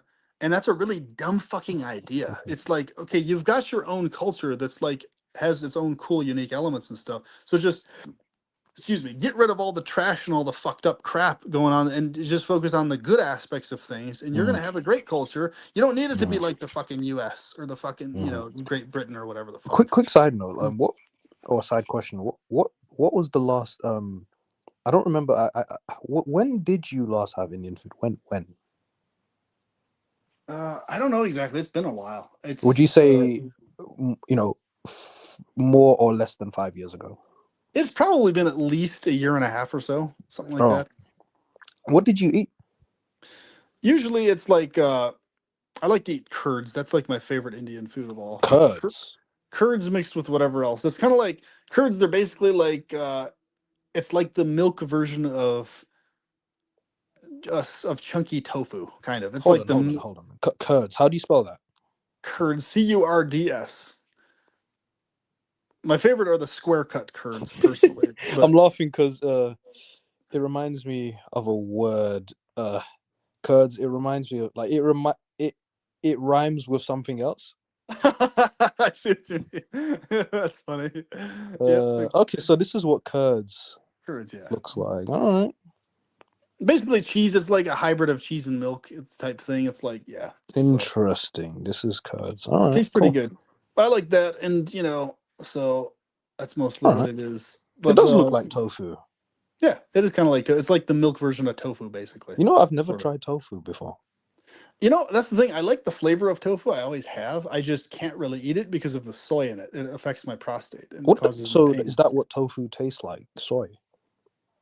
As far as texture, the texture is the same. The flavor is a bit different though, in terms of like, well, I mean, tofu is soy. It's a form of soy, literally. Oh, So okay. tofu does have a unique flavor to it that I like, but I can't really eat much of it because of my prostate stuff. So Okay. All right. Interesting. Shaylin says yogurt of sort. All right. Interesting. yeah. Oh, so let's see. So, oh, hang on. Shaylin says paneer is tofu's equivalent. Yeah, Okay. paneer. I So like it paneer. That's good so it stuff tastes too. like soy. Yeah, All right, all right. I'll try some it's like the sweeter tofu. version of tofu, though. It's like way I've had sweeter soy than tofu. sauce, so I guess basically I've Oh, soy had. sauce is no tofu is way better than soy. Soy sauce sucks. I don't like soy sauce at all. You don't like soy sauce? Tofu is a very different flavor. Yeah. Well, here's the thing. I Mm. can't even eat soy sauce because it affects my prostate like a knife to the rear, just like rice. You don't like So that? No, I'm hell no, joking. I don't I'm like sorry. that I'm sorry. sensation. But I've never even liked the flavor of soy sauce. Literally, soy sauce has been my least favorite No, I thing meant the ever. prostate part. Like you don't like that? Yeah. Like, how it feel? No, Oh, no, of I'm course just not. kidding. But no, dude, I've always hated soy sauce. That's always tasted terrible to What? me.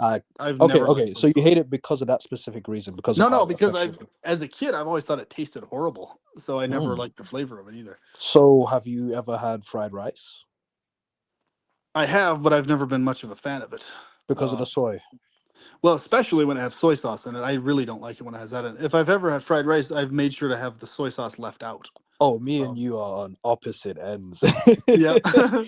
Remember, I love soy sauce, dude. I mean, ah, Jesus Christ. so soy sauce, remember though, soy sauce and rice, they block DHT and they directly cause depression in men. So it's if you have a high resistance to depression, that's good, but soy sauce and rice can do nothing to increase your actual sense of happiness dopamine wise because biochemically they block dihydrotestosterone from flowing in the male system properly. And They what that block the testosterone from flowing. they block the testosterone from being in its active form, which is dihydrotestosterone, and they boost estrogen levels. So Oh that hell happening in a no! male's body is not something that So all causes these wait, wait. So happiness or all joy. those vegan jokes about soy and whatnot. There's some like Yes, scientific evidence. there's actual scientific evidence behind that. And here's the thing: remember, like what I said before. I Okay, thought they were so just saying that as Korea. jokes. So this is not a joke. In Korea, the Korean countries, and throughout India, the two places in the world where rice consumption is the highest in ratio, Mhm. those countries specifically are known. Well, so both rice production and soy, So you both, said okay? Korea and Korea and India, okay? yeah. So rice and or soy. Those countries, they have the smallest average penis size on the planet, both of those country areas. And the reason I hypothesize, and there's a lot of evidence pointing to this, is because of the amount of rice that they eat and the amount of soy that they eat in either place. Interesting. So So rice and basically, or soy, correct? rice and or soy, either or. Yes, rice Cool. I need especially to so, but soy also. lay So off the rice then. No, I'm not saying no. yes. I'm not saying I have a small. No, No, no. That's not. That is I know not what I'm saying. nobody thinks you're saying that. That's Yeah, what I'm I'm not. saying No, is no, just in case. I'm not saying that. that's I'm of just course saying I that's not got to what you're lay off saying, in it, but because you it's got to not. start. So what It's I'm better to lay saying off is now. You know what I mean? if you're an adult guy whose body's already developed and you're eating rice and soy, it can't do anything to actually help the male hormone function positively going forward. So this is a well-known fact. Basically, I'm it's not gonna like lie. That moment was a bit funny. Like me yeah, trying to explain that. No, no, that was that's not what I'm because saying. nobody thinks that. Yeah.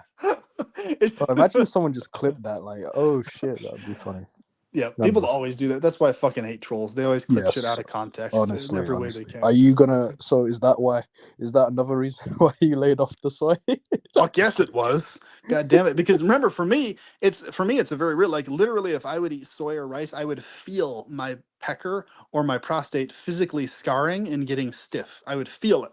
I would Would you feel it feel the inside the estrogen just tissues. growing inside of you from eating lots of soy, or Yes, like I having lots of actually. soy This is no or rice? exaggeration. I actually feel the pain physically from the estrogen and the DHT being blocked. Actual pain, not just a sensation. Pain. It hurts me. Like it Oh hurts my wow, body. man. So I'm You like, know what? I okay, think I might if have to throw away my soy sauce, man. I'm like, 'Cause I'm like, okay, if this is hurting me, or at least just donate it somewhere, set it outside for a homeless person or something. damn, But my this is point is, interesting information. I learned that especially the hard way, pun very much intended. Oh yeah, yeah. Back in 2013, 2014, remember when I had the saw palmetto thing hit me? Rice and soy were listed right next to saw palmetto as very close runners up to what do the same thing to saw palmetto, just to a much greater less degree. So basically, take saw palmetto in the fact that it stiffens the penile tissues, it scars the prostate and everything else, and all that other horrible shit that it does to the pecker. take that and basically just minimize it by a lot for rice and like soy, and there you go. You have they do the same thing, just far less extreme, right? And of course, they give you a little bit of nutrients with it, whereas saw palmetto just fucks you up if you're sensitive to it. Wait. Say that again. Mhm. Sopamento. What? Remember, saw palmetto, Spell it. Spell it. METTO, not mento, palmetto with two T's, two T's. Okay. Saw palmetto. P. Yeah. Oh, no. Spell the whole thing, please. So, Remember, saw space palmetto, Palmetto. You never want to forget that term because you want to avoid palmetto. that like the Oh, plague. saw palmetto. All right. Yes, Let's you have want a to look. remember that term forever because you want to make sure to avoid anything with that in it or on it. Oh, Um, okay. So what does this do again? Remember, it can, if you're sensitive to it like I was, I recovered thankfully fully, but a lot of guys literally they have lifelong inability to ever get an erection again, ever, after taking a little bit of saw Oh. palmetto. And on top of that, it induces a nightmarish chemical depression that never goes away for the rest of your life, Mm. 24/7. Like, so you talk about, think about the worst depression imaginable, right? That's biochemical times 10 that never goes away and that's chemically induced into your body and brain. That's So what this saw is palmetto worse is. than taking antidepressants, basically. It's worse than death. It's worse than dying. It's Oh literally wow. so. What I'm saying, it's so bad. That's why guys kill themselves. That's so they Oh kill wow. themselves because they can never get an erection again, and they have a nightmarish depression. So think about it. If you number one can't ever get an erection for the rest of your life ever again, that's shut off by the saw Wait. palmetto. Hold on. Hold And on. PP. Wait. PP. Would you rather die? You know. Yeah. Would you rather would you rather live and have erectile dysfunction or die? well, erectile dysfunction is one thing. If we're talking about total non-function, that's a different thing. Yeah. Non. So Okay. Total non-function. Would you rather live and have total non-function on your penis I would rather or be dead. die? And actually, that's what I'm saying. I'm so glad I recovered because I was at the phase of actually being fine dying. If I could never get the function back, I would have been fine dying because it was that bad. So think about Wow. this though. You have a physiological inability to ever get an erection again on one hand, and on the other hand, you have a physiological nightmarish level of depression biochemically induced, independent of any situation you find yourself in. And think about it, the inability to have the erection is going to add to that already existing nightmarish depression that never goes away and make it even worse. So Think about depression it. on top of depression. Depression on top of depression on top of like nightmarish depression on top of nightmarish depression. Like, Mm. and on top of that, a lot of these guys reported that their penises physically shrank and got noticeably smaller and stiffer and totally shriveled up to like these. Wow. I, I'm laughing because of how horrifyingly insane it is and I know. I know. how I people know you're don't not know laughing about at this. them. You're just I'm laughing not at the laughing at the situation. I'm not laughing at the pain these guys went through. I'm just Yeah. laughing Yeah. at how insane this is that Hmm. so few guys know this even exists as a Only thing. intelligent people will know why you're laughing. It's fucking terrifying. Like that's all you can do. You either can laugh or cry, right? It's like or Hmm. scream. I mean, it's just. But Laugh is like a coping mechanism. Yeah.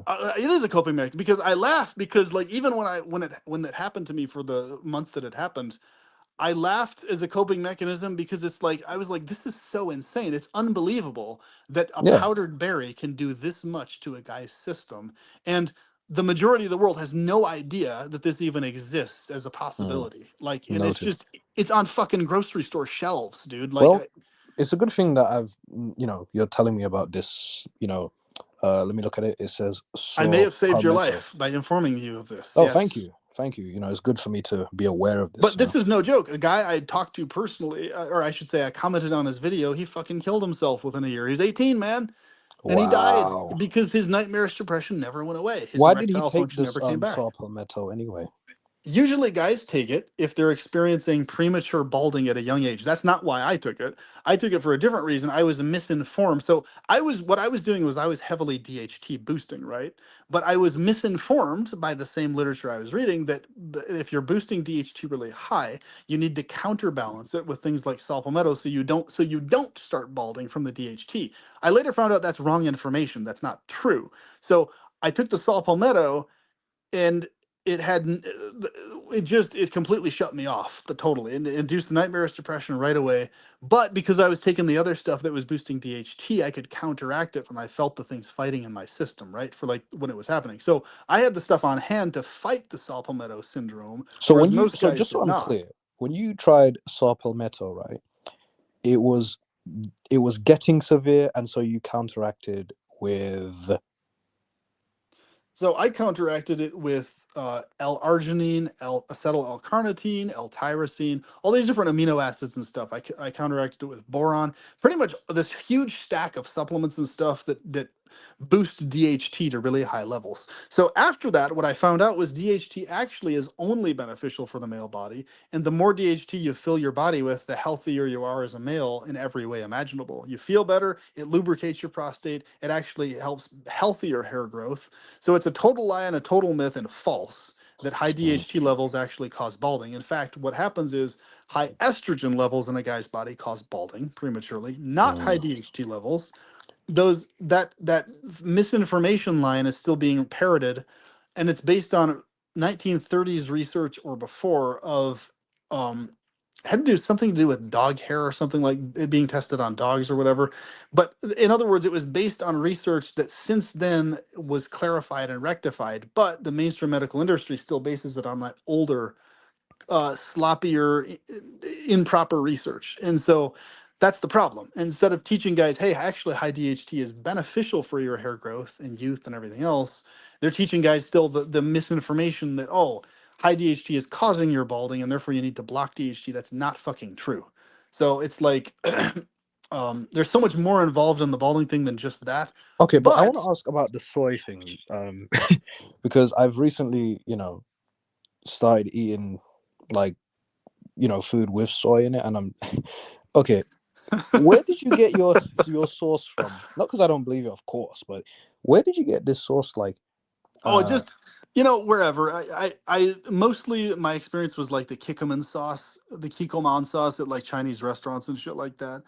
Um, I don't know what to believe on the internet because now I'm seeing, and again, this is not to dismiss what you're saying because with the internet, you know how it is. Like you get disinformation saying this, and then you yeah. get Well, disinformation here's the saying thing. that. So Use it your says, own go on, sorry. use your own basic net. Look at the map of where they did not blind, where they did basically non-biased trials of penis size measurements and stuff. Actually, look at both maps. Look at the ones where they did bias on size and non-bias, and look at the areas and what do they eat in those areas in the highest concentration. You can just put the two and two together. It's very Okay, easy so to understand correlation. this. Just very easy correlation. And look at all the areas where they eat stuff that's known to boost DHT. So the Congo and specific other countries, in Sweden, they eat certain types of fish that have high omega 3s. In those areas, Brazil, certain places like this, where they eat high concentrations of DHT boosting foods in their diet, you have the highest ratio of largest penis sizes on average in the world in those places, Okay, directly correlated to how much DHT is getting in their bodies. And in other areas where interesting. it's a mixed bag, you have a mixed bag. And so it's like, hey, DHT is known for being the main single hormone that contributes to penis size, virility, penile function, everything else, a man feeling Uh, good, healthy. And so mhm. it's if anybody just looks at it with basic sense, they look at that map and Ah, the layout, you can just put it all together in your head. It's very easy to noted. understand, So, right? PP, when are you gonna go back to Congo? No, I'm just joking. As I'm soon as kidding. I'm possible, kidding. hopefully. There we go. Mhm. No, the joke Actually, is I that's was one of saying the he's from Congo. It's a that's joke. one of the countries I actually find the most fascinating because of the cultures there and stuff. The jungle and shit like that's really fucking cool. The possibility of dinosaurs still being out there in certain areas. Congo is fascinating. Um, but Mm, basically, that's what you see on the maps and everything else, and it makes sense. And think about this: in Congo, there a lot of their diet is intermittent fasting too. So they basically mhm. eating all their food in like one meal later in the day, and where they're basically intermittent fasting in the sense of borderline they don't eat anything for like a day or a couple, and then they eat a bunch of food. So it's like basically the feast and famine type diet contributes to higher DHT as well. And so in areas where they're not doing the feast and famine stuff like as much, but on top of that, they're doing the rice and soy and everything else, you have basically the opposite issue. So you can just look at the correlation of how people eat, the way they eat, and what they're eating, Mhm. and you can just put it all together basically. Speaking of that, for me, this is a recent thing. I If I eat at, let's say, for example, 6 p.m., I let's say it's 4 hours later. I can't sleep without eating again. I can't. I can't go to Yeah. sleep unless I eat right before because I feel really hungry. I don't know. Can you relate to Makes that? Or? sense. Yeah, I can definitely relate to that. Usually, my diet has consisted a lot of intermittent fasting. It usually happenstantially because I just sleep in so late because I have to. And so by the time I wake up, it's usually the afternoon anyway, time to eat Mhm. regardless. So For me, it Uh-huh. tends to work out pretty good, and it keeps me in pretty good shape. But that's really the idea. You just basically skip breakfast and lunch, and you only eat dinner, and that's it. And you just eat. Mm. But it doesn't even just have to be one meal of dinner. The idea is whatever food you do eat, eat it only after 3 o'clock in the afternoon up until 9 o'clock p.m. So basically, eat all of it within that 6 hour time frame, even if Yeah, you but eat don't like you get hungry? Okay, let's multiple say you meals. you eat at, let's say, 7 p.m. Yeah. and then hours later you go to sleep. But just before you go to sleep, do you or do you not feel hungry? So yeah, I've experienced that multiple times as well. I often actually I experience that. So it's still intermittent fasting, even if you eat really late. It's just recommended if you can. The best version is to eat between 3 and 9 p.m. everything, and then But do don't you eat anything fold past and be like, nine. you know what, let me just take a quick bite and then go to sleep immediately? Yeah, yeah, that's pretty common for me.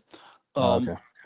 but I that's don't know still how intermittent people do fasting. it. Like they can eat something at 6 p.m., for example, and then 4 hours later they can just go to sleep without eating anything again. Right, because it basically activates the appetite is what happens, and so Yeah. it's It's like because I can't sleep unless I eat immediately, you know?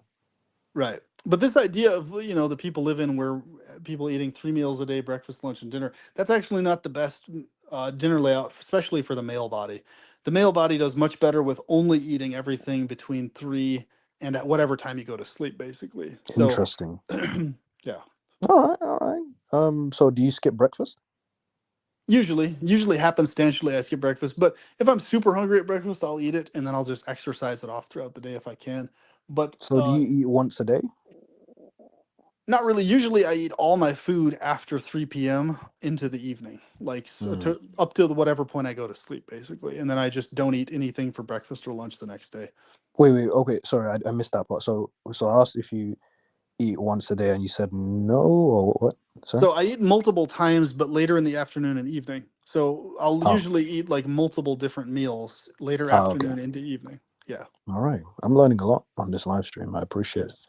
And it's Uh, really good for the male hormones and health to do that. That's why my health is really high as far as hormone. mhm. And it actually fights off depression really well too for the male I'll be body. honest. Me, I just eat whenever I want. All this breakfast, lunch, and dinner thing. I've never really followed that to a T. I Neither have just, I. I've always eaten when I wanted, but usually, with my sleep schedule being so late, I'm usually awake by the time it's intermittent fasting time to eat. So usually, in other words, a lot of times will sleep through breakfast and lunchtime into mm, like afternoon time, mm, right? mm. So All right, interesting. yeah, You know what I'm thinking for my next live stream? I'm thinking of making a live stream where, because we as antinatalists, we always talk about potentially, we always talk about considering the person potentially being born, right? So I'm thinking of making a live stream where it's about, you know, provoking people's thoughts when it comes to how bringing children into this world will affect them, as in the future parents. I want to make a live stream about that, like to provoke people's thoughts about. Listen, if you're thinking of bringing a child, think about how it will affect you. You know, yeah, you're gonna run into a lot of natalists that are just gonna be all hyped to justify why they should bring kids here and all the reasons, all the gung ho Mm. reasons they're gonna do it because, Like I and could that's bring gonna, up, hey, listen, here are the following things you need to take into consideration, yeah. like, you know, the risk of postpartum depression, etc., etc. Stuff like that. That's I what I think want to what's bring going to up. happen with that is it's going to basically be a lot of scenarios you run into where basically you're going to have people coming on specifically to debate and drag out a lot of fucking time trying to make the point of why they're going to have a kid or whatever. Like, and basically the rest of us who see the illogic in that and the irrationality in that are just going to be spending a lot of time trying to show them like banging our heads against brick walls. Mhm. The things Honestly, that man, at the end of the day, even if they're going to be stuck in their minds, some of them, I just want to put it out there that, hey, if you're yeah, thinking of having children, here are the things you need to take into consideration regarding parenthood before you right, decide to have children. yeah, that makes sense. Yeah, You yeah, know, because I don't just care about potentially bringing someone into existence, like just about the person being brought into existence. I also care about, you know, the parent's job as a parent, like because parenthood is very difficult. That's what a lot of people need to take into But when consideration. people are, here's the thing: when people are gung ho about being parents, they're going to do it anyway, and they're going to glorify the struggles they go through as a parent. So that's precisely what I'm saying. You're going to have Mm, people who are going to be focused on how much they glorify their own struggles. In other words, a lot you're going to run into people whose value system is struggle itself, not the mm, value system of avoiding struggle. Kind of like D Profit and the likes of that. mm, mm. Basically, it's going to be a bunch of people being like, "Hey, but I value voluntary or semi-voluntarily hard struggles like this because it continues on our species and blah blah blah blah blah." All their prolonged, long-winded reasons why and stuff. I So, wonder if I ask. Speaking of deep profit, I ask because when it comes to parents, and their children, and them, continuing wage slavery, I imagine that for them, their children are their biggest motivators when it comes to continuing wage slavery versus if they didn't have children. I wonder in Deep Profit's case, if he didn't have children, would he be way less motivated to continue wage slavery? Do you know what I mean? it's a good question. In his It's worth particular thinking about. case, I'm not sure. I know in his particular case, he's emphatic about, helping his kid for the rest of their life as much Mhm. as he needs to help them. So, wouldn't necessarily say in his case per se, but possibly. Who knows? It's really Like more me, about. using myself as an example, like even though I don't have children and I never will, but I see myself like having more of an incentive to continue wage slavery because, oh well, I've got these kids, so now I have more of an incentive to continue wage Oh yeah, slavery. yeah. I know what you said. Yes, definitely in that context for sure. Yeah, Yes. yeah, I should have brought up incentive. That happens basically there's more of an incentive to remain in the happenstantial, oh, now I've got dependence on me, so therefore definitely creates a much stronger environment for the person to come up with excuses to keep being a wage slave for You know sure. what? That's probably why some parents became parents. Like some people they intentionally. I'm not saying that's the prophet's case, but I'm just saying some people intentionally have children because they want something to motivate them to continue doing wage slavery. Yeah, that also can be a reason, which is an abysmally dumb That's reason. sick, man. And I get it, but it's sick. yeah, it That's a is. It's problem because fucked. once you have those children, once they grow up, they're gonna probably repeat the cycle of, oh shit, I need something to motivate me to continue working, to continue doing wage slavery. I know I'll have a kid, and the cycle continues. Yeah, there it is. Yeah, I would always cringe inside myself every time somebody would say, "Oh, you should have a kid. You'd make such a good dad." And I'm like, "That's exactly." Inside myself, I'm like, "That's exactly why I'm not gonna have one because I know that, and that's that's precisely why I don't want to do that because I just and that on top of that, I always was aware of the misery of it, like the crying and screaming, and it's like, dude, I need my Dude, we should fucking peace talk and about that quiet. on the next live stream. Like, the whole parenthood, like what Oh parenthood is God. like. Yeah, Yeah, I mean, yeah. it's like I need my peace and fucking quiet, dude. I can't. And every time I would bring that up, it's like, oh, yeah, it'll all change your view. It's like, no, my view's not going to change. Even if I had the kid, I'm still going to be pissed off that it's loud and screaming and shit. That's not. It's not going to change my philosophical values just because I'm now a dad. Like that's a really dumb thing, and it indicates to me a very low IQ. If a person's value set changes just because they are a parent or not, I'm like, even if I had a kid, I'd still be like, yeah, this whole thing is a nightmare torture scape for this Dude, kid. dude, This is miserable still anyway. Like I'm dude, not gonna change dude. it. My older sister years ago, it was just me, my older sister, my niece, right? And long story short, she my little niece was constantly Oh crying, my right? god. And so what ended up happening is my older sister went to the kitchen and I was holding my niece in my arms and she tried to overdose and I tried to wrestle the tablets off of her. Oh my god. Yeah, it was that bad and then she just broke down. It was so sad. She tried to overdose because her kid never stopped crying. Yes, it was constant, just losing her mind. And so yeah, just put 30 tablets in a cup, Oh try to god. drink it, and I try It's to shit wrestle off like of her. that, dude. It's fucking shit like that, man. Hmm. That's fucking. That's the reality of it. That's how much a lot of people can't fucking handle it, and they fucking lose their minds. Hmm. You I know? saw it last second, but I didn't want to jump to conclusions. I was thinking, Oh wait, my hang on, god. what is she doing? And then putting it near the mouth, I was like, nah, let me rush in. I put the baby down. I rushed. to my older sister just to try and wrestle the cup off of her so that she wouldn't try to kill herself. It was Well, crazy. well, good on you for trying to help her, man. Oh That's yeah, yeah, yeah. But you know what's ironic? what's You know that? what's ironic, dude? This is the same woman that I do not speak to this day because of the PS4 incident. Yep, there you go. Now, wait, did you rescue her from that after that PS4 incident or before? No, no, no. So the overdosing situation was before the PS4 incident. Okay, okay. Because knowing me, basically, I mean, oh fuck. I mean, if somebody had broke my PS4 and then I saw they were about to overdose or something like that, I think the only reason I would help them in that case is so that I wasn't legally implicated by like, hey, why didn't you help them? Or you Yeah, know what I'm yeah. saying? But I Noted. wouldn't like of my own accord really care to help them because I'd be like, hey, because I genuinely would be okay with just letting somebody Like it's die not if your they broke problem my kind of thing. PS4. Yeah, I mean, I'd like I was obviously I would ensure that the kid was still safe, you know, the baby and stuff. Hmm. But as if it was the parent, if it was the person trying to kill themselves, if I could get away with not helping them, I would. If That they was one fucked of the me main over in the reasons. past. That was one of the main reasons why I tried to save her from myself. Yeah, that makes sense. Yeah, Because because you know of my niece. Anyway. right there you go. I mean, that's the thing. It's like, and on top of that, it's like, well, here's somebody else that could. Is if this person dies, the kid's not going to have a parent, and that would be another reason why I would probably maybe save them, even though I would personally not really want to. It's just I would think about the kid in that case. It's like, okay, well, Hmm. I don't want the kid's parent to die, so let me just Hmm. try to Oh save them, yeah, and that was. so that the responsibility of the kid didn't fall in my lap. Also, like that would Mm. be another Oh, you know that motivation didn't as even well. cross my mind. You see what I'm saying? Like, yeah, it's That did like not cross my mind. But you know what? To be honest, I guess it didn't cross my mind because I knew it wasn't going to fall on my lap. I knew for sure right. Yeah, that makes because sense. I have other family members. So.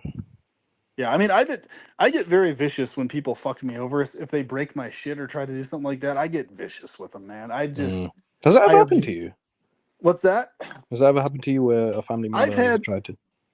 No, I've had more minor stuff happen to me, but even with the more minor stuff, I buckle down really hardcore against that shit. Like, Hmm.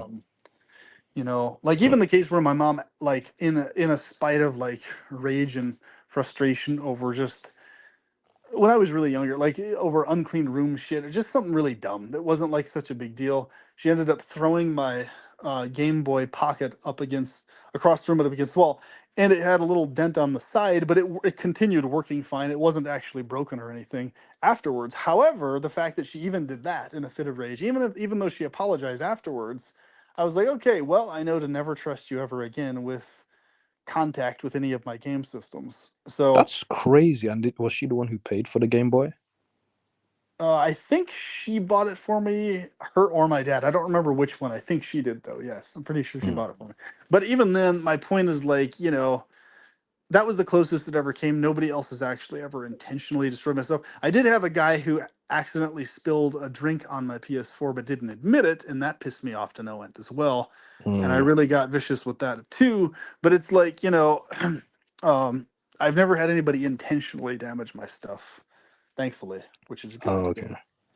But could you Dude, imagine like oh, if the somebody situation did I that, told you? Like imagine, oh god. imagine right, you're on in one situation you save your own sibling from trying to kill themselves, and then Yeah, years later they break your shit, and then you never speak to them again.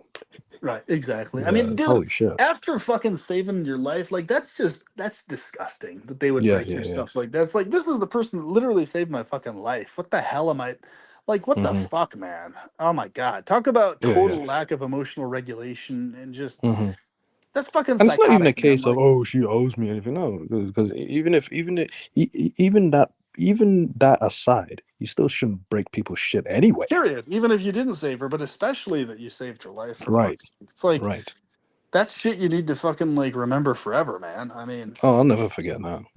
dude, if I would just, I would internally be in so much of a rage. I would literally say to the person if they broke my PS4 or any of my other valuable stuff, I would be like, okay, I have the urge to kill you right now with every ounce of my being, so you really need to leave here because I want to kill you.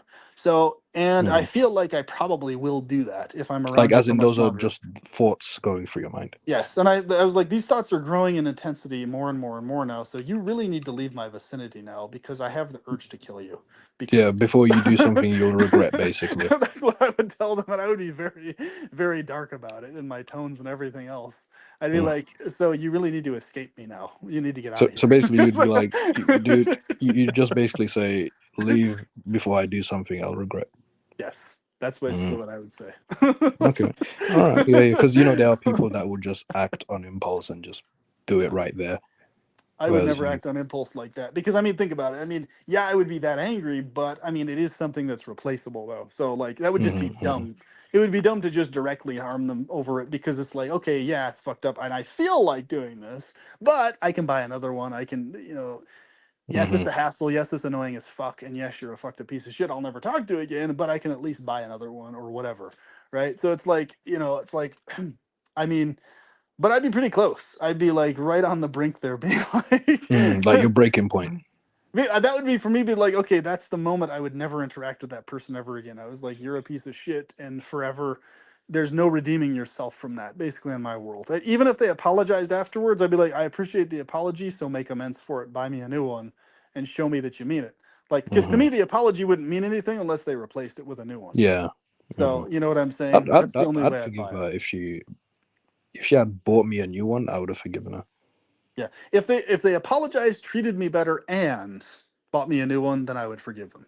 If they did all hmm three, right? hmm If they did not do that though, then there would be no question of them ever having anything to do with me again, ever. Understood. So Understood. So, regarding the next live stream that I'm thinking of doing about the whole parenthood, regarding provoking people's thoughts before having, about, before having children, like, hey, here are the things to consider about parenthood. Because here's the thing, dude. There's a question I want to ask on that live stream, which is, do you guys, is it that you want children or do you want to be a parent? Because there's a difference. There's a difference between wanting to have children versus wanting to be a parent. You can have yes, children, but being a parent, parenting is a whole different thing. very true. So That's a it good sounds question to like ask some of, people. yeah, yeah, yeah. It sounds like, because it seems like some of these people, they just want children, but they don't want to parent. It's like they just want children as just for show. You know what I mean? Like they are paintings to show Yep. off. You know what I mean? Basically, they want children to have children versus for any other reason, just Yeah, to like look show what them we off, made. like collectibles, basically. Right, right, right, right. Like it's like, oh, look at my new Lamborghini. Except, it's just children in this context. So yeah, we're gonna, feel free to hop on that particular live stream. Let's talk about that. Sounds good, man. Yep. So I'm gonna end this live stream, but PP, this was an absolute pleasure. Yes, pun intended. Absolute pleasure having you on. I've learned a lot on this live stream thanks to you. So come back again, and yeah, take care. All the best. Yep. Thanks, man. Have a good one. You too. Bye bye.